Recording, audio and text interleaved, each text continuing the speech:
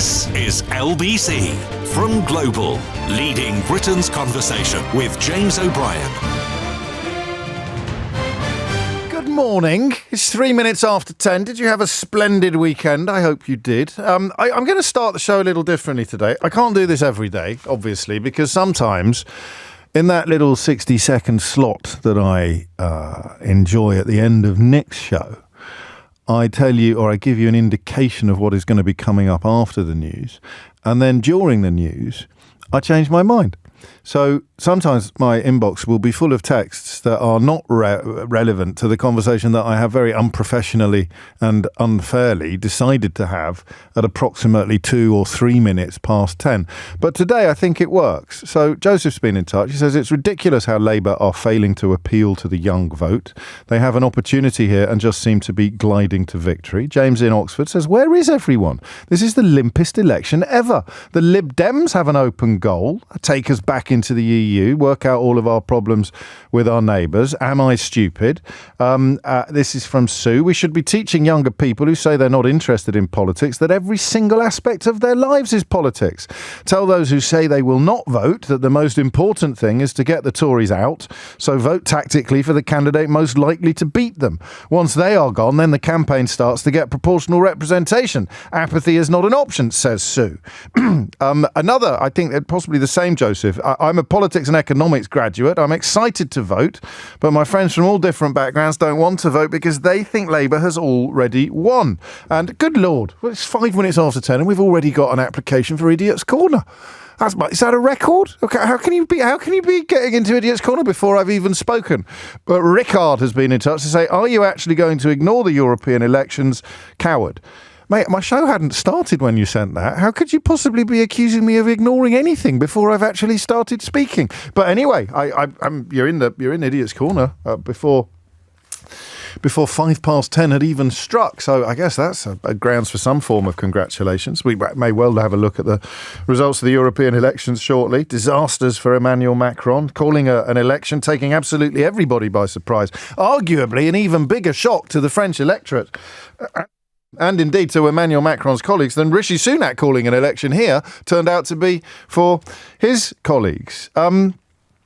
Listen, there's a chance, isn't there, that you sympathise with young people who are not planning to vote. Claire puts it in a slightly different way from Campbelltown. I normally agree with much of what you say.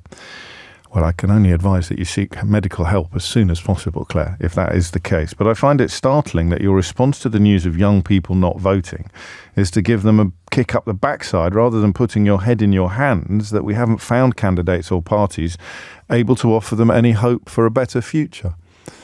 Thank you, Claire. I to be honest with you, if you hear that little crescendo at the end of the minute that I get at the end of Nick's show, if you hear that kicking in and it sounds like I don't know how I'm going to finish the sentence because I've just sort of been burbling in an unfocused fashion, then you're right. So sometimes I just find myself reaching for the finish line, dipping, to use an athletic, and congratulations to Dina Asher-Smith, dipping for the finish line, to use an athletics analogy, without really knowing where the finish line is. So give them a kick up the backside was a bit of a random reach for me, and it may well be that is the last thing that we need. What we really need is calm and cool explication of what this means. But let's look first at the numbers. Here's the shocking one, right? And the research was commissioned by the Duke of Edinburgh's award, which is a wonderful scheme, truly, truly wonderful scheme. It saw one of mine actually at the Palace quite recently, which was an absolutely magical experience for all involved. But only 4 in 10 of those aged 18 to 24 said they are likely to cast their ballot next month. And the number saying they're not going to do so, or that they are unlikely to do so, is 18%. But if the numbers of those as yet undecided were to come to fruition on polling day, you would have less than half of young people. Arguably, the younger you are, the more important politics is. I know we often see it from the other end of the telescope in this country, because the older you are, the more likely you are to have savings, or the more likely you are to be seducible by pension policies. The older you are, the more likely you are to have a mortgage. So the more, in terms of the engineering of electoral offers, the more you've got in the game, the more skin you've got in the game, the longer you've been in the business, the more you have susceptible to the engineering. But if you think of it in broad brushstrokes, if you think of it in contextual terms, the younger you are, the more you have at stake, because this sets the tone for the next 5 years, possibly the next 10 or 15, who knows, possibly the next 2, given what we've learned in recent years about how flimsy, even quite big, parliamentary majorities can prove to be for the party leaders, for the putative prime ministers. But the younger you are, the more you've got in play. The more it sets the tone for significant swathes of your life. So the fact that the youngest cohort of potential voters is currently the least likely to vote should give us all pause. It should give us all cause for concern. And that's where we'll begin. So we'll begin with the why of it.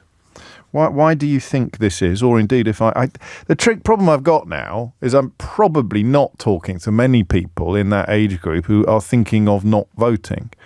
I would hope, and this may be wrong, in which case you will soon and quickly tell me, I would hope that if you're listening to this programme, certainly this radio station, then you are probably politically engaged. You probably do have a level of interest sufficient to make you more likely to vote than not vote. But equally, I mean, if you are in this category, I am politically engaged, James, I am interested, but I don't think it's going to make much difference what I do. I'd be interested in hearing from you. Or I think the phrase that probably depresses me the most in modern politics is that they're all the same. And it depresses me for 2 reasons. The first is that it's not true. And the second is that it offers an opportunity to the racists, the people who are prepared to be publicly racist, who are prepared to talk about people of colour not understanding, quotes, our culture, end quotes. At which point I think you're supposed to say whatever the hell that means. But everybody honest knows exactly what that means. And in fact, quite a lot of dishonest people know what that means as well. If you're racist, you love it. If you're not racist, you hate it. And that's something that we may turn our attention to in the next hour. But the idea that you think all politicians are the same opens the door to the politicians who are not proper politicians, the ones who don't have to confine themselves to the parameters of reality, the ones who can make promises that they will never be required to keep, the ones that can indulge in demagoguery and the lazy othering of communities. Most mainstream politicians have to work within the parameters of reality. And I guess sometimes, I know Brexit changed that a bit, but sometimes that may create the idea that there's no point voting because nothing's ever going to really change. These are the reasons given for not committing to a vote: the belief that it would not make any difference, not knowing enough about the parties, or finally, that parties could not be trusted to keep their promises. So there are 3 categories there, enjoying almost equal support from the cohort of young people minded currently not to vote, or more accurately, not currently minded to vote. It won't make any difference. I don't know enough about the parties, or the parties can't be trusted to keep their promises. So what reason have you got? 0345 6060 973. And then for the rest of us, well, we'll do it both ways round, shall we? If you're not aged 18 to 24, that can be a fairly fluid. We talked about this a couple of weeks ago, and it was absolutely fascinating. The question of, is it our fault? Is it somehow the fault of the media, the fault of adults, the fault of parents? How can we have such large numbers of young people in such an uncertain world, in a world where politics has made such enormous differences to their lives? I mean, just Brexit, I guess, because there's a great piece by Nesri Malik in The Guardian today about nobody talking about Brexit. Maybe that's part of it, even if you were politically engaged enough to understand the damage that's been done to your future by being part of the first population in the history of humanity to vote to impose economic sanctions on itself. There is nothing here, there's nothing in this election that offers you, shall we say, rescue or respite from the madness that's been inflicted upon you by the grown-ups.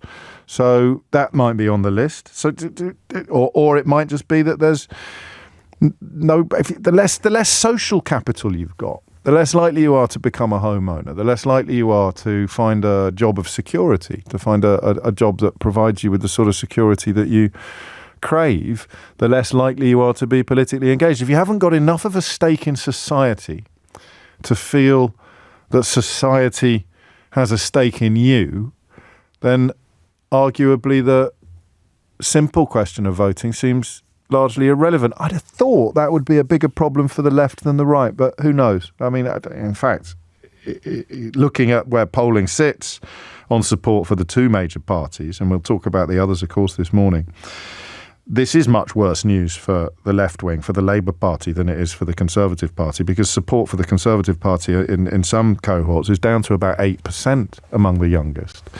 It's coming up to 10:14. You're listening to James O'Brien on LBC. Coming up later on the programme, we'll look at the legacy of Michael Mosley, that extraordinary tragedy which has captured the imagination of the entire country.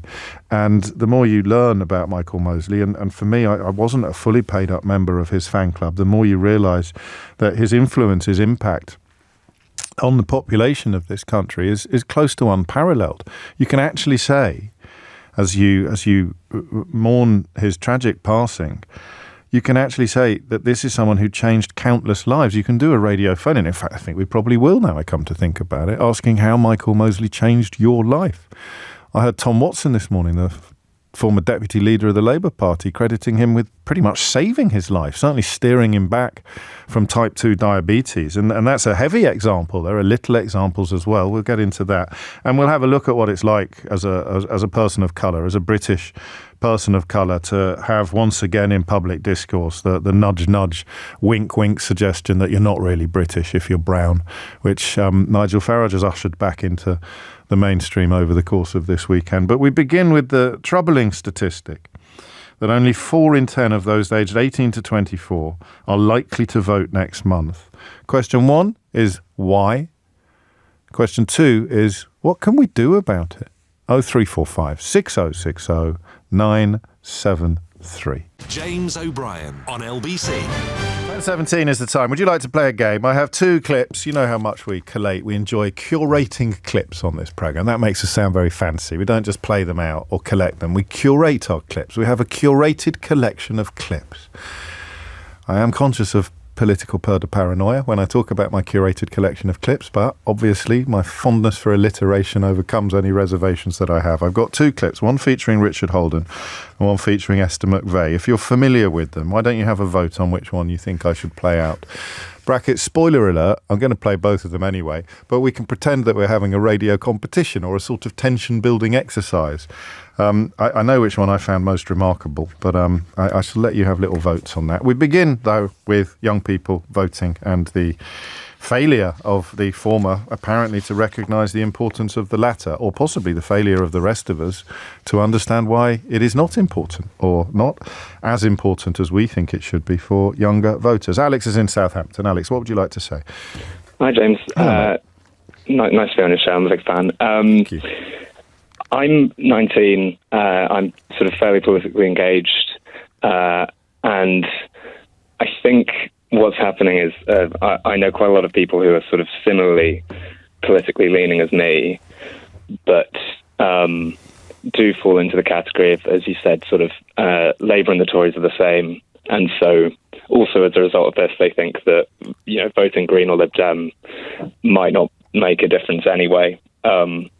And that tends to be what the angle that I'm seeing. Well, I'm most interested, I think, in the notion of them being the same. Because I do this for a living. I've been doing it for 20 years, and there's clearly quite a lot of clear blue water between the two parties at the moment. Possibly not as much as there has been in the past. But is it because of the personalities rather than the policies? They just see politicians in the media never really answering quite questions directly, or dancing on a pinhead or walking a tightrope, and that creates an idea that all the people are the same and therefore the parties are. Or am I reaching for the stars? I think that's definitely an aspect of it. I mean, I agree with you. I think the differences are very, very clear.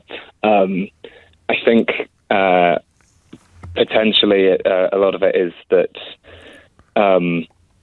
for example, the Greens sort of do tend to put themselves, or at least advertise themselves as being, a third party. I think. Yes. Yes, they don't agitate as if they are pursuing power, and when the Liberal Democrats do, it can often appear a little bit silly. I mean, I don't know if you even remember Jo Swinson, but I think she was the last Liberal Democrat leader to suggest that she was poised to become Prime Minister, and I doubt even many Lib Dem activists believe that. What do you say to them, if indeed you do bother? I've probably got more exciting things to do, to try to shake them into action?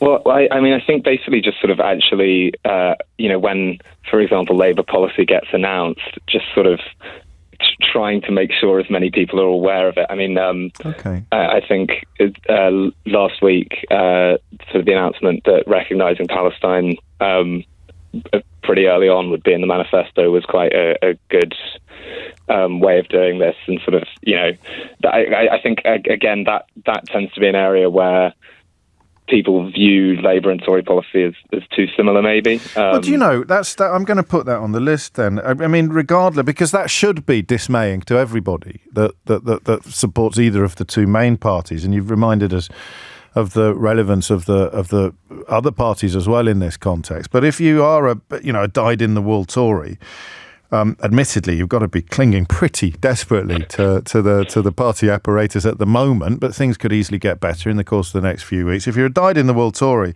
or a fully paid-up member of the Labour movement, then the idea that your generation think the two parties are the same should be equally outrageous, shouldn't it? It should be equally affronting. Yeah. And so I'd ask them to tell young people what the differences are between the two main parties. Yeah. What should 19-year-olds like Alex's mates know about the two parties that constitutes clear blue water? Final question, I promise, because I'm sure you've got lectures to attend. What don't laugh. What is the likelihood of the people you're talking about not actually voting at all? I think it ranges person to person. I mean, I remember even in the local elections, sort of people. I mean, obviously the local elections are different, but quite often, I was sort of telling people, vote. I'm very much. Sure. I mean, I think compulsory voting should be a thing, but that's another topic. But that's a conversation for another day, and it may be. I mean, the excitement of voting. I mean, I took my 18-year-old to the polling station for the first time during the council elections, and there is a magic to it. I know it's a little bit naff, perhaps, but in the shadow of D-Day, particularly, you remind people of the importance of democracy. Of course, in the shadow of some of the results that have come in the European elections over the last 24 hours, you wonder whether some voters on the continent were aware of what it was we were actually celebrating the defeat of last week, or at least the imminent defeat of, as opposed to reintroducing policies or reintroducing ideas to continental Europe that were seen off by the D-Day heroes. 23 after 10 is the time. Alex, take care. Jack's in Hartlepool. Jack, what would you like to say? Hi, James. Hello, First Jack. time caller. Lovely to hear from you. Welcome. Thank you very much. So basically, I'm 19 and my friend group spans to about 15 like others of us. And I'm the only one who's actually politically inclined, the only one actively looking into politics. And when I actually ask them about this exact thing, the main reason that they give is, well, there's two reasons. The first one is they don't have to, so they don't really feel inclined to. Yeah. So I don't know if maybe putting like a mandatory thing in would actually help. The second 19-year-old. I mean, I've only spoken to two this morning. Honestly, 19-year-olds are like buses, aren't they? You wait ages for. But the second one to talk about mandatory voting from that exact perspective that people almost need to be compelled to exercise their democratic rights. That's really interesting. Go on. Sorry to interrupt. What was the next one? No, that's fine. But the other reason is because the barrier for entry to sort of getting into politics, I feel like, is a bit too high. Because if you're a young person right now and you want to get into politics, there's no real starting point. I mean, you can look into each party specifically and their unique manifestos and things that they say, but there's guaranteed to be some grey lines there. And so whenever it comes to my friends and I ask them, who do you want to vote for on July 4th, they always get me to sort of try and speed them up on how politics has been within the last 10 or so years. I mean, they have no idea about, how long the Tories have been in and all of the stuff that they've done. That's quite depressing, genuinely? Isn't it? No, I believe you. I've got better things to do, I suppose. But, I mean, stuff like, there used to be, I can't remember whether it was an advert or whether it was a sketch when I was your age or a bit younger. And it was someone saying they don't care about politics. And then someone just lists all the things that are intrinsically politics. So, on a day like today, you could look at police numbers, you could look at class sizes, you could look at net zero, you could look at taxing banks more to put cash into the NHS, which is what the Liberal Democrats were talking to Nick about earlier. There's so much that is obviously politics. For your generation, you'd think about the likelihood of home ownership. Is it just that the dots are not generally connected? A lot of it is, because it's sort of everything's everywhere. No one's telling them where to look first and what to sort of interpret from the things that they look at. It's a media failure, possibly, then, a bit, is it? A media failure? I suppose in some part, but I mean, there are definitely steps you can take. I mean, I've been reading your book myself. I got it for Christmas, and I think that's a brilliant read. But what you're saying is that every 18-year-old in the country should be issued with a copy of How They Broke Britain before the general election. Every 18 to 24. I could not agree with you more, Jack. That is something that I think. What you need is a friendly billionaire to come along. Instead of setting up a weird television station, they could buy a copy of my book for every 18 to 24-year-old in the country, and then they'd all bloody vote. Oh, exactly, James, exactly. I appreciate that's not quite what you rang in to say, but, it's my job to précis what callers are in the process of sharing with me on some occasions. Speaking of which, in fact, at the other end of the scale, thank you, Jack. I would talk again. This is from Antrula, for which I say thank you, and I sense from your name that it would be more correct to say Efharisto. She says, "Morning, James. I love your programme. You make it easy to understand politics. I'm supposed to be working, but I'm texting you just to say that my son of 32 will not be voting, as he believes that all politicians lie. I told him to listen to you. He said no. This is my first time contacting LBC." Andrew, that is almost a poem, that text. We did flirt with the idea last month of trying to turn one text a day into a haiku, didn't we? That's too long for me to do that, but there we go. I told him to listen to you. He said no. How do you reach Antrula's son? How do you help him understand that not all politicians are liars? I don't know, to be honest, but that tickled me pink. Thank you. 10:27 is the time. Corey is in Paddington. Corey, what would you like to say? Well, I mean, good morning at the start. Yes, I do agree with yourself. We should give a copy of How They Broke Britain to every I think we should probably stop this now. We're flirting with Ofcom regulations on self-promotion. No, don't worry. There's no such thing. I'm just doing false modesty, Corey. Yeah. Carry on. I feel definitely, I'm 21, so I would have been just kind of starting, or at least the first half of my high school education when the Brexit referendum happened. Yeah. And I think kind of since definitely then, and across the pond in the US since Trump, the way media has become a lot more, it's a lot more polarized. It's also a lot more kind of distrusting of everyone in power. So why is that, do you think? What do you think that is, Brexit related, or? I think in all fairness, if just a simple example would be the judges on the front of the Daily Mail. It's like a collection of people essentially trying to push some kind of populist agenda, which ends up with us trying to destroy all sorts of systems we have in place to protect things.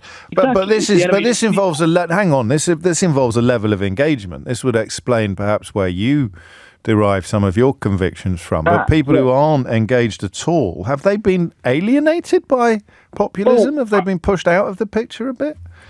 I would think kind of as populism is going more and more towards kind of, at the beginning, go back and you think of what Trump was promising and what they were promising with the Leave campaign. It all seemed to be like populism, just simple solutions to really complex problems. Yeah, I'd put Corbyn in that category as well, actually. Oh yeah, he did connect. He did connect with young people. Martin in Dover picking up on the fact that he really did inspire young voters. But as you say, it was with simple solutions to complicated problems. Often, I think it's just kind of the simple solutions to complicated problems only really works so far because it's not a long-term solution, and I feel like the politicians who have pushed these simple solutions have royally screwed up the execution of the simple solutions, leading to more apathy within the populace. Oh, that's really interesting.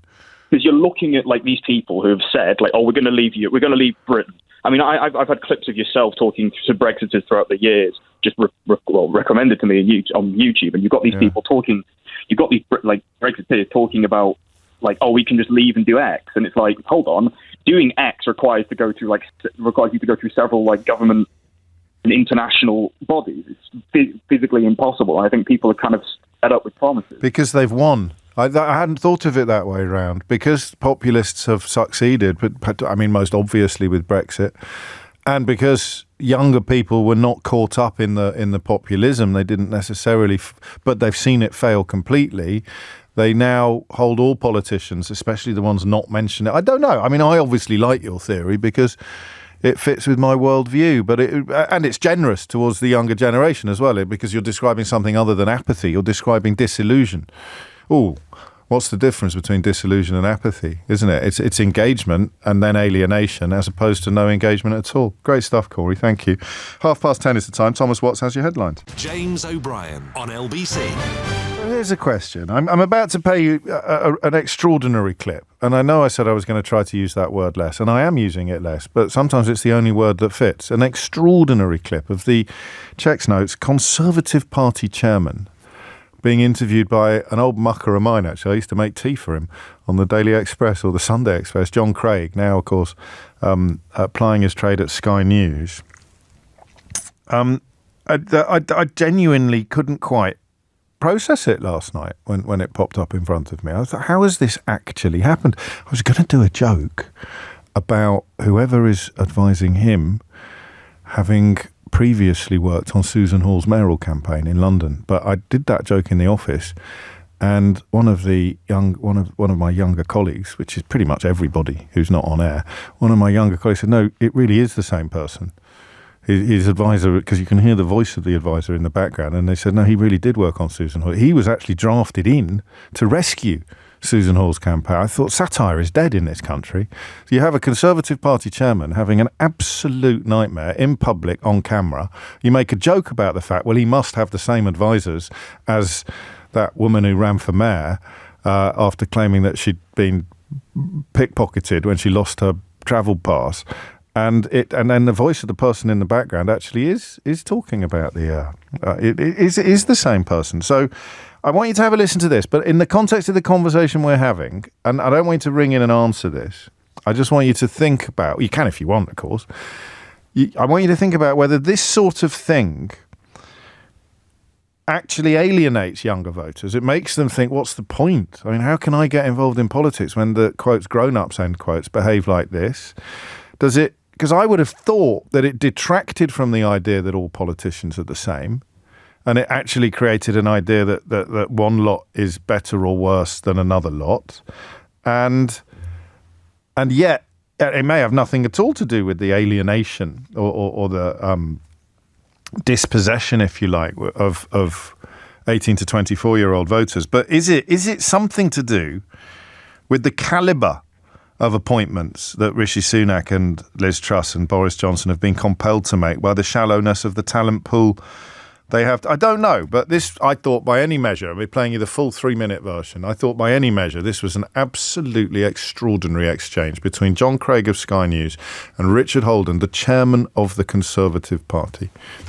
Let's start with you.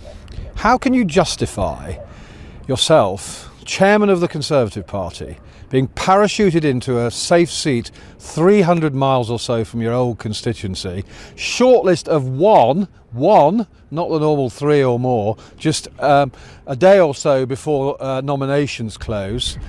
How do you answer the charge? It just looks like an appalling stitch-up, and you're part of a self-serving elite. This interview is about Emily Thornberry's comments today, and when she admitted that it's going to be our children across the country who pay the price for Labour's decision to try and tax private schools if they get into office. It's quite clear to me that it's not just families who are going to be paying the price with £2,000 of extra taxes under the Labour Party. It's going to be our children with larger class sizes right across the country. That, I think, is a horrendous price to pay. Children's education in order to deliver on Labour's ideological obsession.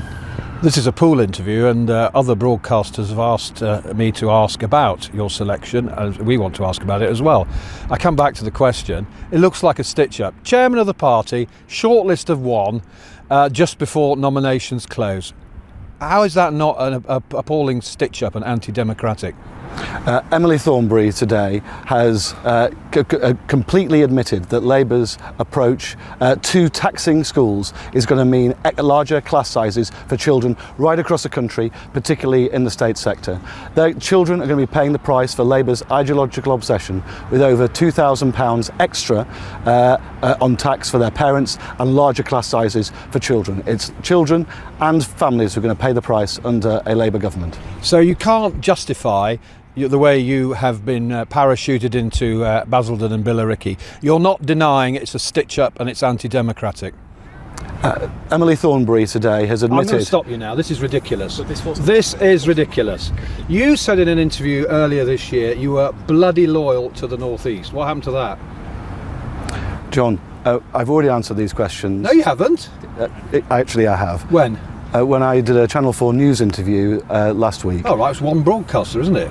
Why is the Prime Minister hiding this weekend and not answering any media questions? Is that because of the fiasco over D-Day? The Prime Minister will be out on the road, I'm sure, over the next few days, fighting for every vote right across the country. And I think it's quite clear when you're seeing policies like Labour's VAT on schools, which are going to mean larger class sizes for children, which are going to mean taxes on working families up £2,000. I don't think British families can afford Labour's ideological obsession, and the Prime Minister will keep making that clear throughout the rest of this election campaign. Oh, no, I want the other bit as well. I want the bit on the end where you can hear the advisor interview. Is that on the shorter clip? Can we get that as well? Because that's quite important too. I'm going to read you the full list of candidates in Basildon and Billericay. Christopher David Bateman for the British Democratic Party, Stephen Conley for Reform UK, Stephen Goshawk for the Green Party, Alex Harrison for Labour, Richard John Holden, that's him, isn't it, for the Conservative and Unionist Party, Dave Murray for the Trade Union and Socialist Coalition, Edward Krishnan Sainsbury for the Liberal Democrats, and you can find that full list of candidates on the LBC website, lbc.co.uk/politics/candidates. There is a postscript to this, which is frankly extraordinary. And I don't know. I mean, does stuff like that help us understand why 18 to 24-year-olds don't think there's any point voting at all? Refusal or failure to engage even with the most basic parameters of reality and or respect, I suppose. Joseph's in Leicester to return us to the question about the younger voters. Joseph, what would you like to say? Hi, James. I talked to you at the top of this call. How are you doing? Very well. I'm a politics and economics graduate, and basically none of my friends want to vote. None of them? Even other politics and economics graduates? Yes, even Good other Lord. graduates, yes. It's a bit of a shame. I think it's a two-pronged answer, really. First, they think Labour's actually won already. I don't know if that's down to the media or Labour themselves, but they're complacent. Well, the polling, to be fair, it could be neither. The opinion polling is pretty unequivocal at the moment. It's so unequivocal. Nigel Farage just started complaining about the polling, which is inevitable, I suppose, if it's not gone the way that he was expecting. So it could be a combination of things. There's a feeling abroad, isn't there, that Labour are already over the line, which would explain apathy.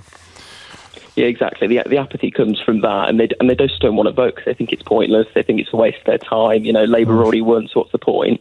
And then the second point, I suppose, is the fact that Labour aren't doing anything for young people. We're the lost generation. I'm 22. I voted in the last election, but we've had COVID disrupting our exams and our studies. You know, at university, I barely even went in because there was no, stuff going on there. And this government or even the Labour shadow government haven't really done anything for us. The big worries for me is housing and jobs and, safety for us. for us young people, and I don't think that's being given. And to be honest, they would argue that it is. I mean, there was stuff on for first-time buyers at the end of last week, wasn't there? There's stuff on I suppose getting nursery places for your children isn't necessarily going to be a top priority for people. Exactly where you are. Tories today talking about more community police on the streets, young people often on the receiving end of antisocial behaviour and crime. So, I mean, it's not landing. It doesn't necessarily mean it's not there. Yeah, it's not landing, but what I would say is this election has been painted as the immigration election, but it should be painted as the next generation election. I think it's only been painted as that by Farage. But you're right, the other two parties don't seem to be running away from it at 100 miles an hour, do they? No, to be fair, I think Farage is controlling the narrative, though, because what I see on, TikTok and stuff like that, I mean, it's not appealing to me at all, but I do worry that this is getting through to young people that we're just not cared about. That's just my opinion on this. Blame everything on immigrants, and young people can be probably encouraged to conclude that they are being ignored. And then, of course, you bring evidence to the table as well. What do you say? Do you try and persuade people? Do you try and tell them?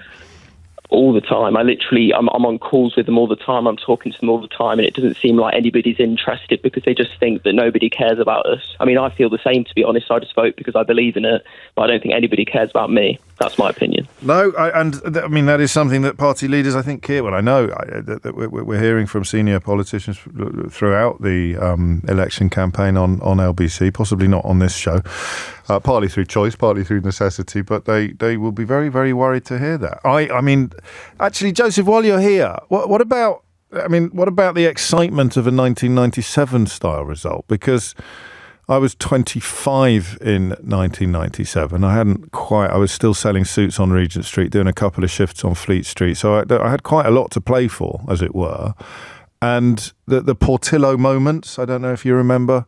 Well, you won't remember, but you've caught up subsequently. The idea of a historic moment that involved the defenestration of household name Tories who thought that they were in Parliament for life, that wouldn't engage your mates. That's not something they'd get excited about. I mean, for me personally, it definitely get me excited. I don't know if it would get them excited. I think the fact that we might get a fresh new government and potential change is somewhat exciting to me, but I don't believe it. No, and all of you young people. I sound like a university lecturer trying to get down with the kids. All of you fellow youths, all of you young people talking along similar themes. I don't know what the magic formula would be to get that connection. I do know what the end of that remarkable interview with Richard Holden, the chairman of the Conservative Party, sounded like, and in a few seconds' time, so will you. This is ridiculous. You said in an interview earlier this year you were bloody loyal to the North East. What happened to that? John, I've already answered these questions. No, you haven't. Actually, I have. When? When I did a Channel 4 News interview last week. Oh, right, it's one broadcaster, isn't it? This is a pool interview for all the other broadcasters. I think these broadcasters agreed that the questions... No, nobody agreed that at all. Well, I've got a list here of questions from other broadcasters. All three broadcasters agreed. Everyone on this... Nobody's agreed. No, absolutely not. No, absolutely not. The proof. They all agreed this. Well, if that's where it's going to go, then we'll just leave, because that's not what we agreed to come here today to discuss. So if you only ask us the questions that we're prepared to answer, we will leave. And remember, the chairman of a party is supposed to be the second most important campaigner, really, because he goes super constituency, as in above constituency, a national level campaign. There's a case for arguing they're the second most important. I don't know whether that adds to the sense of disillusionment, shall we say. I prefer disillusionment to apathy that we're reporting on this morning, but it can hardly help. It's 10:45. James O'Brien on LBC. 10:48 is the time. And I suppose, adding to Tory travails, the leader of the Scottish Tories, as you've heard in the bulletins this morning, Douglas Ross, has announced that he's going to resign. And if he wins a seat at the general election, he will then stand down immediately as a member of the Scottish Parliament. Well, crikey, it's all going on, isn't it? No wonder Rishi Sunak's high. Has anyone seen him yet today? Have we seen? And I think is he going to a neighbourhood watch meeting? I heard. You think I'm joking, don't you? It's like Howard out of ever decreasing circles. What was his wife called? can never remember. They used to wear the same anoraks. Showing my age a bit. In fact, alienating precisely the people I'm encouraging to ring in today by making references to a sitcom that was over long before they were born. But it is an interesting question. Why? And speaking of resignations, we'll also be looking at the decision of Benny Gantz to resign from the Israeli war cabinet. That is, of course, significant as well. Grim scenes once again coming in from Gaza, leavened in small part, but leavened nonetheless by the joyful scenes greeting the rescue of 4 hostages. But Benny Gantz's decision to finally resign from the Israeli war cabinet might get filed under better late than never, and yet remains significant. But why will 18 to 24-year-olds be less inclined to vote than us old gits would perhaps expect? Afzal is in Camden. Afzal, what can you tell us? Hi, James. Hello. I'm 20. I'm a law student in, UCL. Yeah. And it's, to be honest, young people know we've grown up in the era where, you neither had a good Conservative Party, you've neither had a good Labour Party. I mean, when I became, politically aware, it was David Cameron. Right. And the way I became aware was the fact that I had the same primary school teacher for 4 years. And then later I looked at, the numbers for the cost per head for students. Yeah, right. And it reduced ridiculously under, that first Tory term. So you're counting the personal cost of austerity from your primary school classroom. You're a little bit more engaged than most at that age, then we could say. Yeah, I mean, I wasn't looking at it when I was in primary school, but afterwards, because I'm from a working class family, I went to a state grammar school. I was introduced to people who, came from private primary school and so on. And I met them, and to me it was wondering, why did I have the same teacher for 4 years? And she used to, buy things for us out of pocket, out of her own wage. And things are I think, considerably worse now than they were then. So talk me about how you move from that to thinking that there's no point getting involved this time round. Well, I do think people should get involved. I mean, I've been politically aware, but It's more understanding that people don't want to be involved, because to them it's what's really the point. No one offers something that is offering some real change here. What would that look like? What would that look like? If like an offer that would be both, remember, feasible and costed and all of that malarkey, but also irresistible. So like a game-changing offer for a 20-year-old like you. I mean, obviously the 24-hour news cycle, what we see from the media is these guys who, they send politicians up there, they read a script, and then it's like, yeah, cool. And there's no backbone there. There's no honesty. There's no. So they all seem to be the same territory, which surprises me. But that's what you're saying. What you see. I mean, is when we see someone who goes up there and he's not reading off the script, and they are giving an honest answer. I think recently it was on BBC's, not Question Time, I think it was Newsnight, where a Labour MP went up and someone asked him, do you support getting rid of, I think it was voter ID? And he just said, I don't know. Okay. And then he's like, let me find out for you. And people respect that honesty, because it's like, you can't know everything, and we're not stupid. We don't expect you to know everything. Thank you for being honest. Yeah. I like that. So the fear of I mean, Nick's very good at this, asking people if they know how much a tin of Coke is and stuff like that. It creates, and I'm not criticising him. I mean, you should know, if you're coming on here to talk about children's issues, you should know how much child benefit is, or you should know how much a loaf of bread costs, or how many people have got dementia. All of these things, you can deal with those. You can have the statistics that you need before you go into an interview, but you're describing a fear almost of answering a question with a substantive response. It's as if they're frightened of saying anything that could lead to a gotcha moment. Exactly. And how can we trust these guys if they can't give an honest, substantive answer? How can we trust them to tackle issues like housing, issues like student loans, issues like graduate jobs for, young professionals, issues like the massive wealth inequality? Right, and you're not hearing any of this at all. And you're not hearing anything big enough or sexy enough, if you like, to actually nudge your needle. I sense you will vote. I will vote, yeah, but I not with any particular, not with a a spring in your step, Afzal. Not with a spring in your step. No, not this time. I mean, you won't be pirouetting into the polling booth with a not this year, no. Not this year. Well, maybe next time. We'll have to see. Darren Jones, a lot of people are suggesting would be the person you're talking about. I'm very lucky to be able to read that reference because my inbox is currently full of people shouting Hilda. Do you know why my inbox is full of people shouting Hilda? Because it was Howard and Hilda, of course, in ever-decreasing circles, who were sort of stalwarts of the Neighbourhood Watch scheme and wore the same anoraks. At least that's how my memory works. Brian Taylor is a political commentator and columnist at the Herald in Scotland. He joins me now. I can't conduct every interview during this election campaign by opening with the line, nobody saw this coming, did they, Brian? But nobody saw this coming, did they, Brian?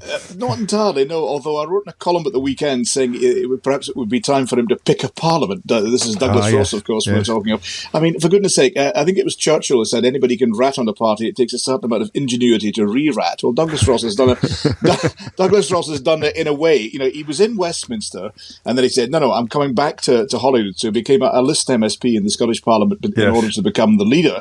And then he thinks, well, maybe not. Maybe I'll head back to Westminster. So he ended up suggesting he would contest a Westminster seat of Aberdeenshire North and Moray East, but at the same time he would remain as a list member of the Scottish Parliament and remain as leader. Many of his colleagues in the Scottish Parliament, up with this, they would not put. Basically, they thought it was splitting his, and it was the exact opposite of what he said he would do. He said he would focus upon Holyrood, focus upon leading the party, and would give up Westminster. It was a fairly, I think you'd call it a courageous decision. And that's you were talking about bold, Brian, very bold. You were talking about a comedy series in Yes Minister.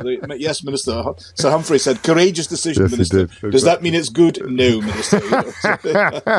So I think this goes into the category of courageous. Now, look, basically, the previous MSP from the old seats, boundary changes, was a guy called David Ducat. He was a minister in the Scotland office, very well respected. Rooted in the northeast of Scotland, but he became very seriously ill. And despite him insisting that he was adamant that he was okay to carry on, the party said, no, sorry, you're going to have to stand down, step aside. And then the following day, this was last Wednesday, and the following day, Douglas Ross said, I've looked exhaustively at the list of potential candidates, and I'm the boy, and said that he would stand for the seat himself. It caused a real ruckus in the party. They said, but you said you were focusing upon the Scottish Parliament. You said you were focusing upon the leader, and now you say you're going to carry on doing both jobs, and he's also a football linesman. Which he's got into a little bit of bother for lately. That's got nothing to do with this decision. It probably adds to the joy because he's gone into a little bit about. So just to clarify, Brian, it's bad enough being a conservative at the present moment. He has to just really win public hearts and minds by being a linesman. These are tried and tested lines from a consummate columnist. What Just to completely clarify, then, he won't be Scottish leader anymore. He will stand down definitely as Scottish leader following the election on July the 4th. If he wins the Aberdeenshire North and Moray East seat in Westminster, then he will leave Holyrood, but he'll remain as a Conservative MP in Westminster. Correct. He would go back to what some more cynical commentators, i.e. me, might say that the Conservatives would see as the Imperial Parliament. He'd return to Westminster. Look, to be serious for a moment, he is. There have been question marks about his leadership anyway. There have been mutterings and grumbles as to whether he was really driving the party forward. They're not doing well, as Rishi Sunak would attest across the UK. They're not doing well in Scotland. They're defending 6 Scottish constituencies they won last time out. They took a by-election one as well, but 6 seats that they won in their own title the last time out. The SNP are second in every single one. Now, the SNP are already worried that Labour are going to cut into their seats, so they are desperate to take these seats to kind of keep their numbers up in a way of balance. And so what Douglas Ross was trying to do was to say, this is it's a battle between us and the SNP. Forget about the Labour Party. It's a battle for the Union. It's a battle to defend the United Kingdom. And he tried to polarise the debate in that way with a certain degree. There's been a certain degree of success in the past. It wasn't quite working this time because of the focus upon Labour replacing the UK government. It wasn't quite working generally because the SNP are fighting pretty hard in these seats. But he then decided to instead of leading the party from Holyrood, he said he was going to lead from the front by standing himself in a constituency, a redrawn constituency that includes a fair chunk of his old Murray seat, which was broken up at the time of the dissolution of Parliament. And so he saw it as being, the party said we had to protect David Duguid. He wasn't well enough to stand. I know he doesn't see it that way, but we had to protect him. Duty of care, all that sort of thing. And Douglas Ross concluded he thought, right, I'm the boy to stand. Emergency. We've only got a day to choose a candidate. I'm the one. I'm going to lead. That's very selfless of him. And does that mean then that there will be a by-election in this? He's a list. He's a list. Oh, he's a list. So just someone else will move up the list and pick up, of course. So that's the lucky individual just steps into the breach. Yeah. If he stands down, if he wins the seat, and if he doesn't win the seat, he'll stay in Holyrood. He carries on as a list MP. It's an extraordinary state of affairs, which you have crystallised quite perfectly for us. Thank you very much indeed, Brian Taylor, the columnist at the Herald and a veteran chronicler of Scottish politics. It's coming up to 11 o'clock, a full list of candidates. It's political paranoia time. A full list of candidates standing in Aberdeenshire North and Moray East, not Moray, as some stupid Sassenach sometimes pronounce it. Ian Bailey for the Liberal Democrats, Andy Brown for the Labour Party, Joe Hart for Reform UK, Seamus Lugan for the SNP, and Douglas Ross currently for the Conservatives. It's just gone 11 o'clock. James O'Brien on LBC. 3 minutes after 11. I wondered how long it would take for somebody to... I mean, we filled our boots with Rishi Sunak's absolutely dismal decision to come back early from Normandy. And do you know what happened? Something quite amazing happened. You think sometimes I exaggerate when I tell you how good the callers to this programme are. Much better than the presenter. And on Friday, I think it was Alex in Tooting, wasn't it, who offered up a theory on what had actually happened. We got the question bang on Friday. Just allow me a small pat upon my own head, if you don't mind, which is, of course, famously what happens whenever you happen to walk under a cow. I didn't just say, how angry are you on a scale of 1 to 10? Or how? The question was perfect on Friday because we were speculating about what had happened in the room where it happens. Oh, speaking of which, for really old school LBC fans, long before my time, I had dinner with some lovely Australian friends on Saturday night. And we were talking about Hamilton. That's why it's just jogged my memory, because that song In the Room Where It Happens comes from Hamilton. And they're very good mates with a presenter called Mike Carlton, who many of you will remember from presenting The Breakfast Show on LBC in a previous incarnation. In fact, I suspect Clive Bull was probably around at the time. But and I've now made contact with Mike, who's back in Australia, but who remembers his time at LBC incredibly fondly. So therefore, for a presumably relatively small cohort of my audience, there's a little blast from the past for you. But we asked, what conversations do you think had happened in the room where it happens? In other words, how could the Prime Minister have stumbled into such an obviously crass and potentially catastrophic error?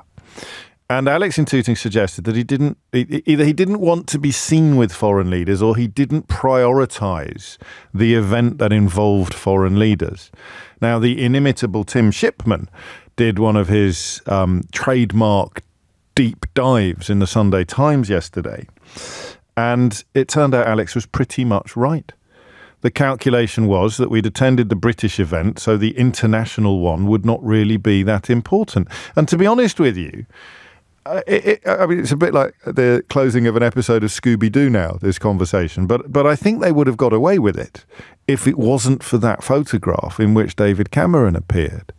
I really do. Henry said to us, Henry Riley, who did such extraordinary work last week from Normandy, I know an awful lot of you were both impressed and profoundly moved by it. It's a deep compliments to him for that work. But he pointed out that no one had really clocked Sunak's absence from the ceremony because the British press pack were not covering it with the assiduousness that they had covered the British commemoration, the British ceremony. But then the photograph appeared in which Olaf Scholz, the German Chancellor, Emmanuel Macron, the French President, and indeed Joe Biden, the President of the United States of America, were all chummily congregated with David Cameron on the edge of the grouping, not Rishi Sunak. And then I'm afraid the alarms went off. Even Cameron, because the other thing we talked about on Friday, and I suspect that some people involved in this story were listening quite closely, because Cameron's people moved incredibly strongly this weekend to stress that he had told Sunak this was a bad idea, and asked why he didn't sort of grab him by the shirt collars and tell him he has to be there. He goes, well, there's only so much I can do, which in David Cameron's case is quite a lot when you consider the state of the country that he has left us with. But there it is. So Alex in Tooting gets caller of the week for last week because he absolutely nailed it. And do you know what? Even with my anti-Brexit credentials, we shouldn't really call them that anymore, should we? Even with my pro-reality credentials, the paranoia involved in that kind of decision making, or the petty, lazy jingoism involved in that kind of decision making, I thought was possibly a step too far. I really did. No, don't be silly. They're not actually going to. We haven't become such a desiccated, inward-looking, insular administration that we're actually going to just duck out of something because it's a little bit foreign. And then I remembered the retained EU Law Act, which, of course, was dedicated to removing from our statute books any legislation at all that had origins during our membership of the European Union because it was a little bit foreign. It doesn't matter how good the law was. This was Rees-Mogg's pet project, remember? It doesn't matter how good the law. It could be the best law in the world. It could be your favourite law. It could be the king of the laws. It could be the best law. But if it smelt a bit French, or it kind of looked a bit Polish, or a bit German, then they were going to sling it out there. That's literally what that entire political project was dedicated to. So if we'd stopped to think about it a little bit more, we may have concluded that Alex in Tooting was absolutely right. I'm not going to put you in Idiot's Corner, Bernard, because I can't tell whether or not you are being serious. But Bernard has WhatsApp to say, James, you are plagiarising my theory. Look at my WhatsApp message to LBC at 11:59 on Friday. It was deliberate. Two thoughts, Bernard. I think that Alex in Tooting had made that point before 11:59 on Friday, and there's no earthly way that I can see everyone. In fact, we even did a thing on Friday. We posted the graph of the number of people that started WhatsApping the programme when Rishi Sunak started his apology for not going to the D-Day, International D-Day commemoration, the International D-Day ceremony. And our graph went ballistic. It went absolutely, it went up faster than Liz Truss's graph went down after she announced her budget. So the idea that I would, A, notice your WhatsApp, B, pass it off as my own, and then C, pretend otherwise on the Monday, Bernard, is close to an Idiot's Corner entry. But on this occasion, I will give you the benefit of the doubt, because I genuinely wondered how long it would take for Nigel Farage to bring Rishi Sunak's ethnicity into it. And I wondered how he would do it. I didn't wonder whether he would do it. I wondered how he would do it. And then I wondered, having been something of a student of Farage's tactics for the last 10 years or so, and then I wondered what backpedal he'd deploy, what obviously and transparently dishonest tactic he would use to pretend that he wasn't bringing Rishi Sunak's ethnicity into it. And then, lo and behold, up he popped, claiming that Rishi Sunak doesn't really care about our culture. He doesn't care about our history. Why not? Well, the bit that's never said out loud, which is why people talk about dog whistles, it's because he's brown. It's because he's of Asian heritage. He's the son of first-generation immigrants. Not even worth a debate on what Nigel Farage meant. But Nigel Farage being Nigel Farage, you then go back to the well to find out what pathetic attempt he'll make to pretend that he wasn't being racist. And the answer is that he was talking about Rishi Sunak's class. You see, he's too rich, apparently, too isolated, if you like, from the experiences of poorer people to fully understand what it is to care about our veterans, which is bad news for King Charles, isn't it? Under Nigel Farage's reading of what qualifies you as someone who cares about our culture, apparently it's the contents of your bank balance. And the richer you are, the less likely you are to care about our culture. So, as I say, as a somewhat I don't want to say reluctant student, because he's obviously always very good for business, but as a somewhat tired student of Nigel Farage's tactics, you could predict that the racist dog whistle would be deployed, and you could predict without a shadow of a doubt that there would be a subsequent backpedal involving something obviously untrue, which people either mildly or broadly sympathetic to his prejudices and bigotries would pretend was a valid contribution to the debate. Oh, no, I didn't mean his brown skin. Oh, no. I meant he's too rich to care about D-Day veterans, or his class is the problem. And it struck me that I quite like the phrase white privilege, because thanks to David Olusogo and others, a few of you pointing out that Farage had a hissy fit when they tried to close his Coutts bank account. So I don't know whether that would somehow exclude him or disqualify him from caring about our culture. Can you really care about our culture if you've got a Coutts bank account? I don't know. But a form of cultural racism is probably the best way of describing it. But the inevitability of it happening reminded me of what I have learnt from people like John Amici and David Olusogo, the superb historian. White privilege is an unhelpful phrase because dishonest people can use it to pretend that it means all white people are hugely advantaged, when of course it doesn't. What would you rather be? The son of first-generation Indian immigrants with 700 million quid in a bank, or a white bloke sleeping under Charing Cross Bridge? So, you know, that idea of it being a catch-all term or a blanket is palpably ridiculous, but it's still a helpful term for me, because here's an example of it. I do not know what that feels like. I think sometimes the richer you are, the less exposed to it you are. So I don't know that Rishi Sunak would have been putting up with it all of his life. But this intimation, this sly implication that you're not really British or that you're not really English. We heard it last week. We had a caller almost like from the old days up in Durham telling us that people in Oldham are all foreigners. Regardless of where they were born, they're foreigners. Farage has done it historically with regard to people speaking foreign on trains. And of course, any decent interviewer at that point, as Michelle Hussain did on Radio 4 last week, would point out that his own children speak foreign to their mother. Their language, their mother tongue, their first language is not English. But he knows exactly what he's doing. He knows exactly what he's tooting on the dog whistle.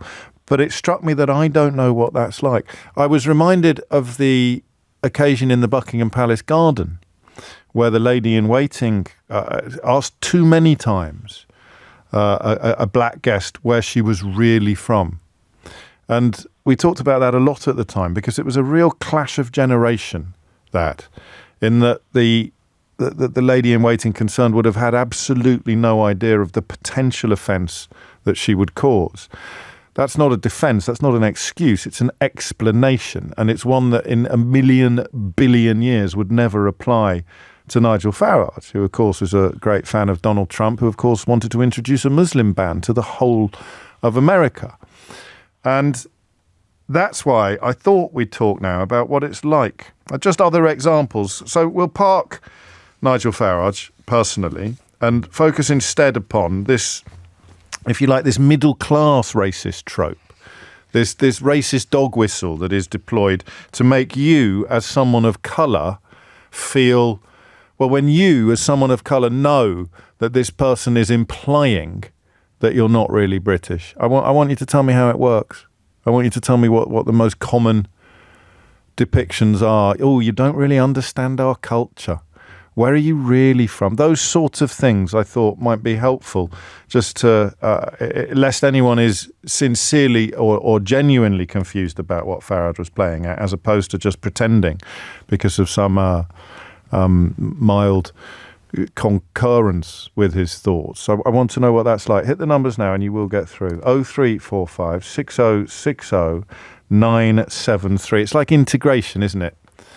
I don't mind as long as they integrate. And you think, well, here's a bloke who's just been elected Mayor of London for the third time.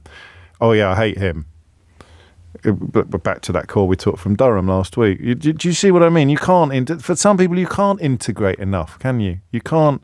You could be Home Secretary and still be on the receiving end of racist abuse from your own colleagues. I just want to know what examples you would point to first as the proof, if you like, of this quiet dog whistling racism.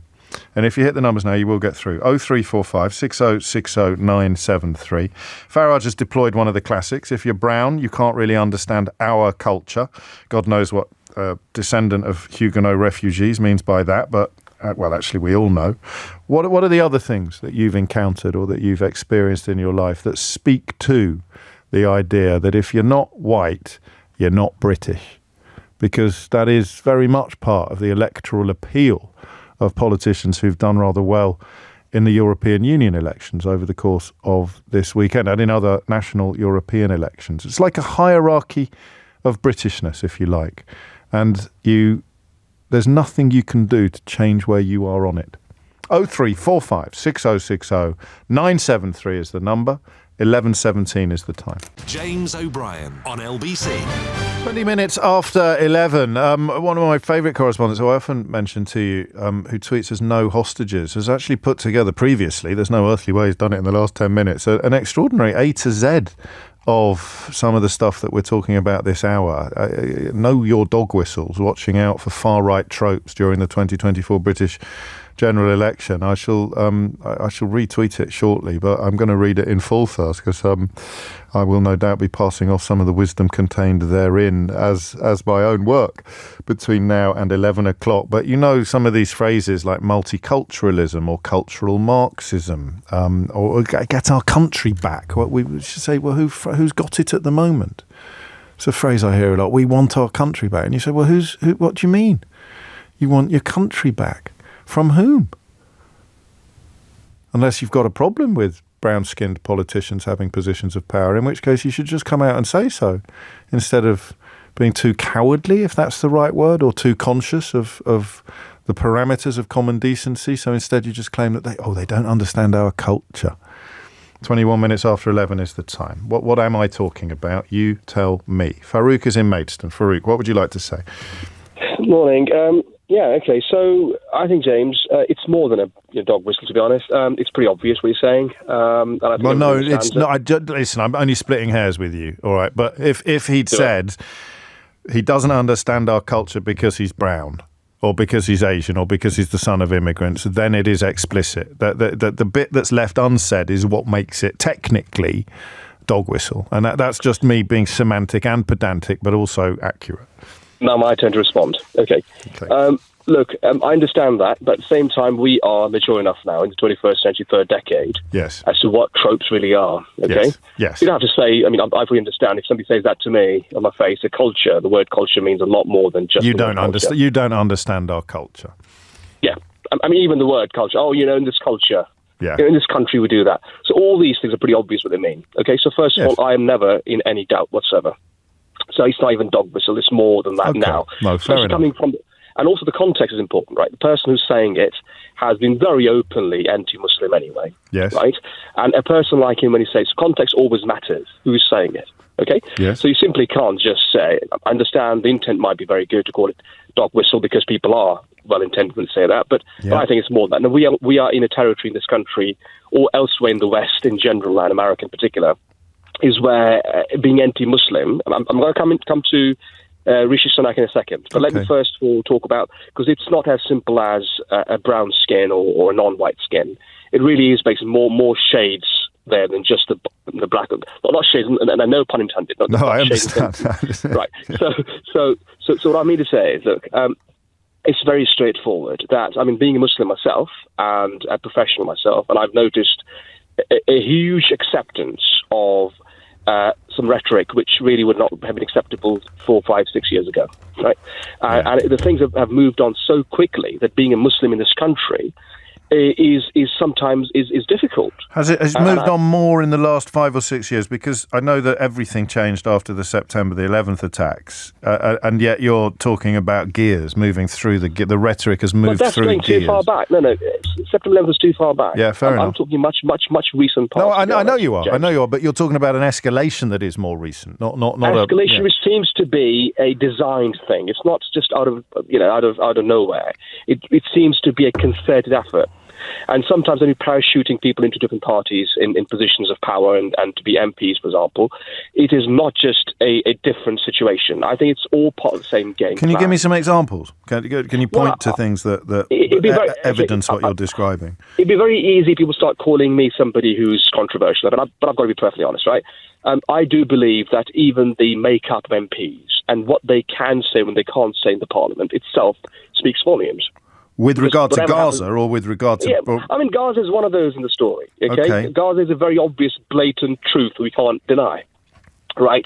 Yes. When people are dying in their multiple thousands and hundreds on a daily basis, and you simply are not going to say a word about stop, enough is enough, you can't say that clearly means there's a problem. Okay, so that simply is a symptom of a deeper problem, and deeper problem. It is, but I don't want you to feel that I'm corralling you. But I don't disagree with what you've just said. I don't know that it's necessarily a Muslim thing. I think it's probably a brown skin thing as much as anything else. If it was white people dying in Gaza, then there'd be a very different conversation unfolding. I understand. But hang on, I do want to nudge. I just want to remind you what this hour is about. This hour is about. But I've got 30 other people waiting to talk to me, Frug, and it's 25 past 11. I'll finish. Yeah, okay? Go on.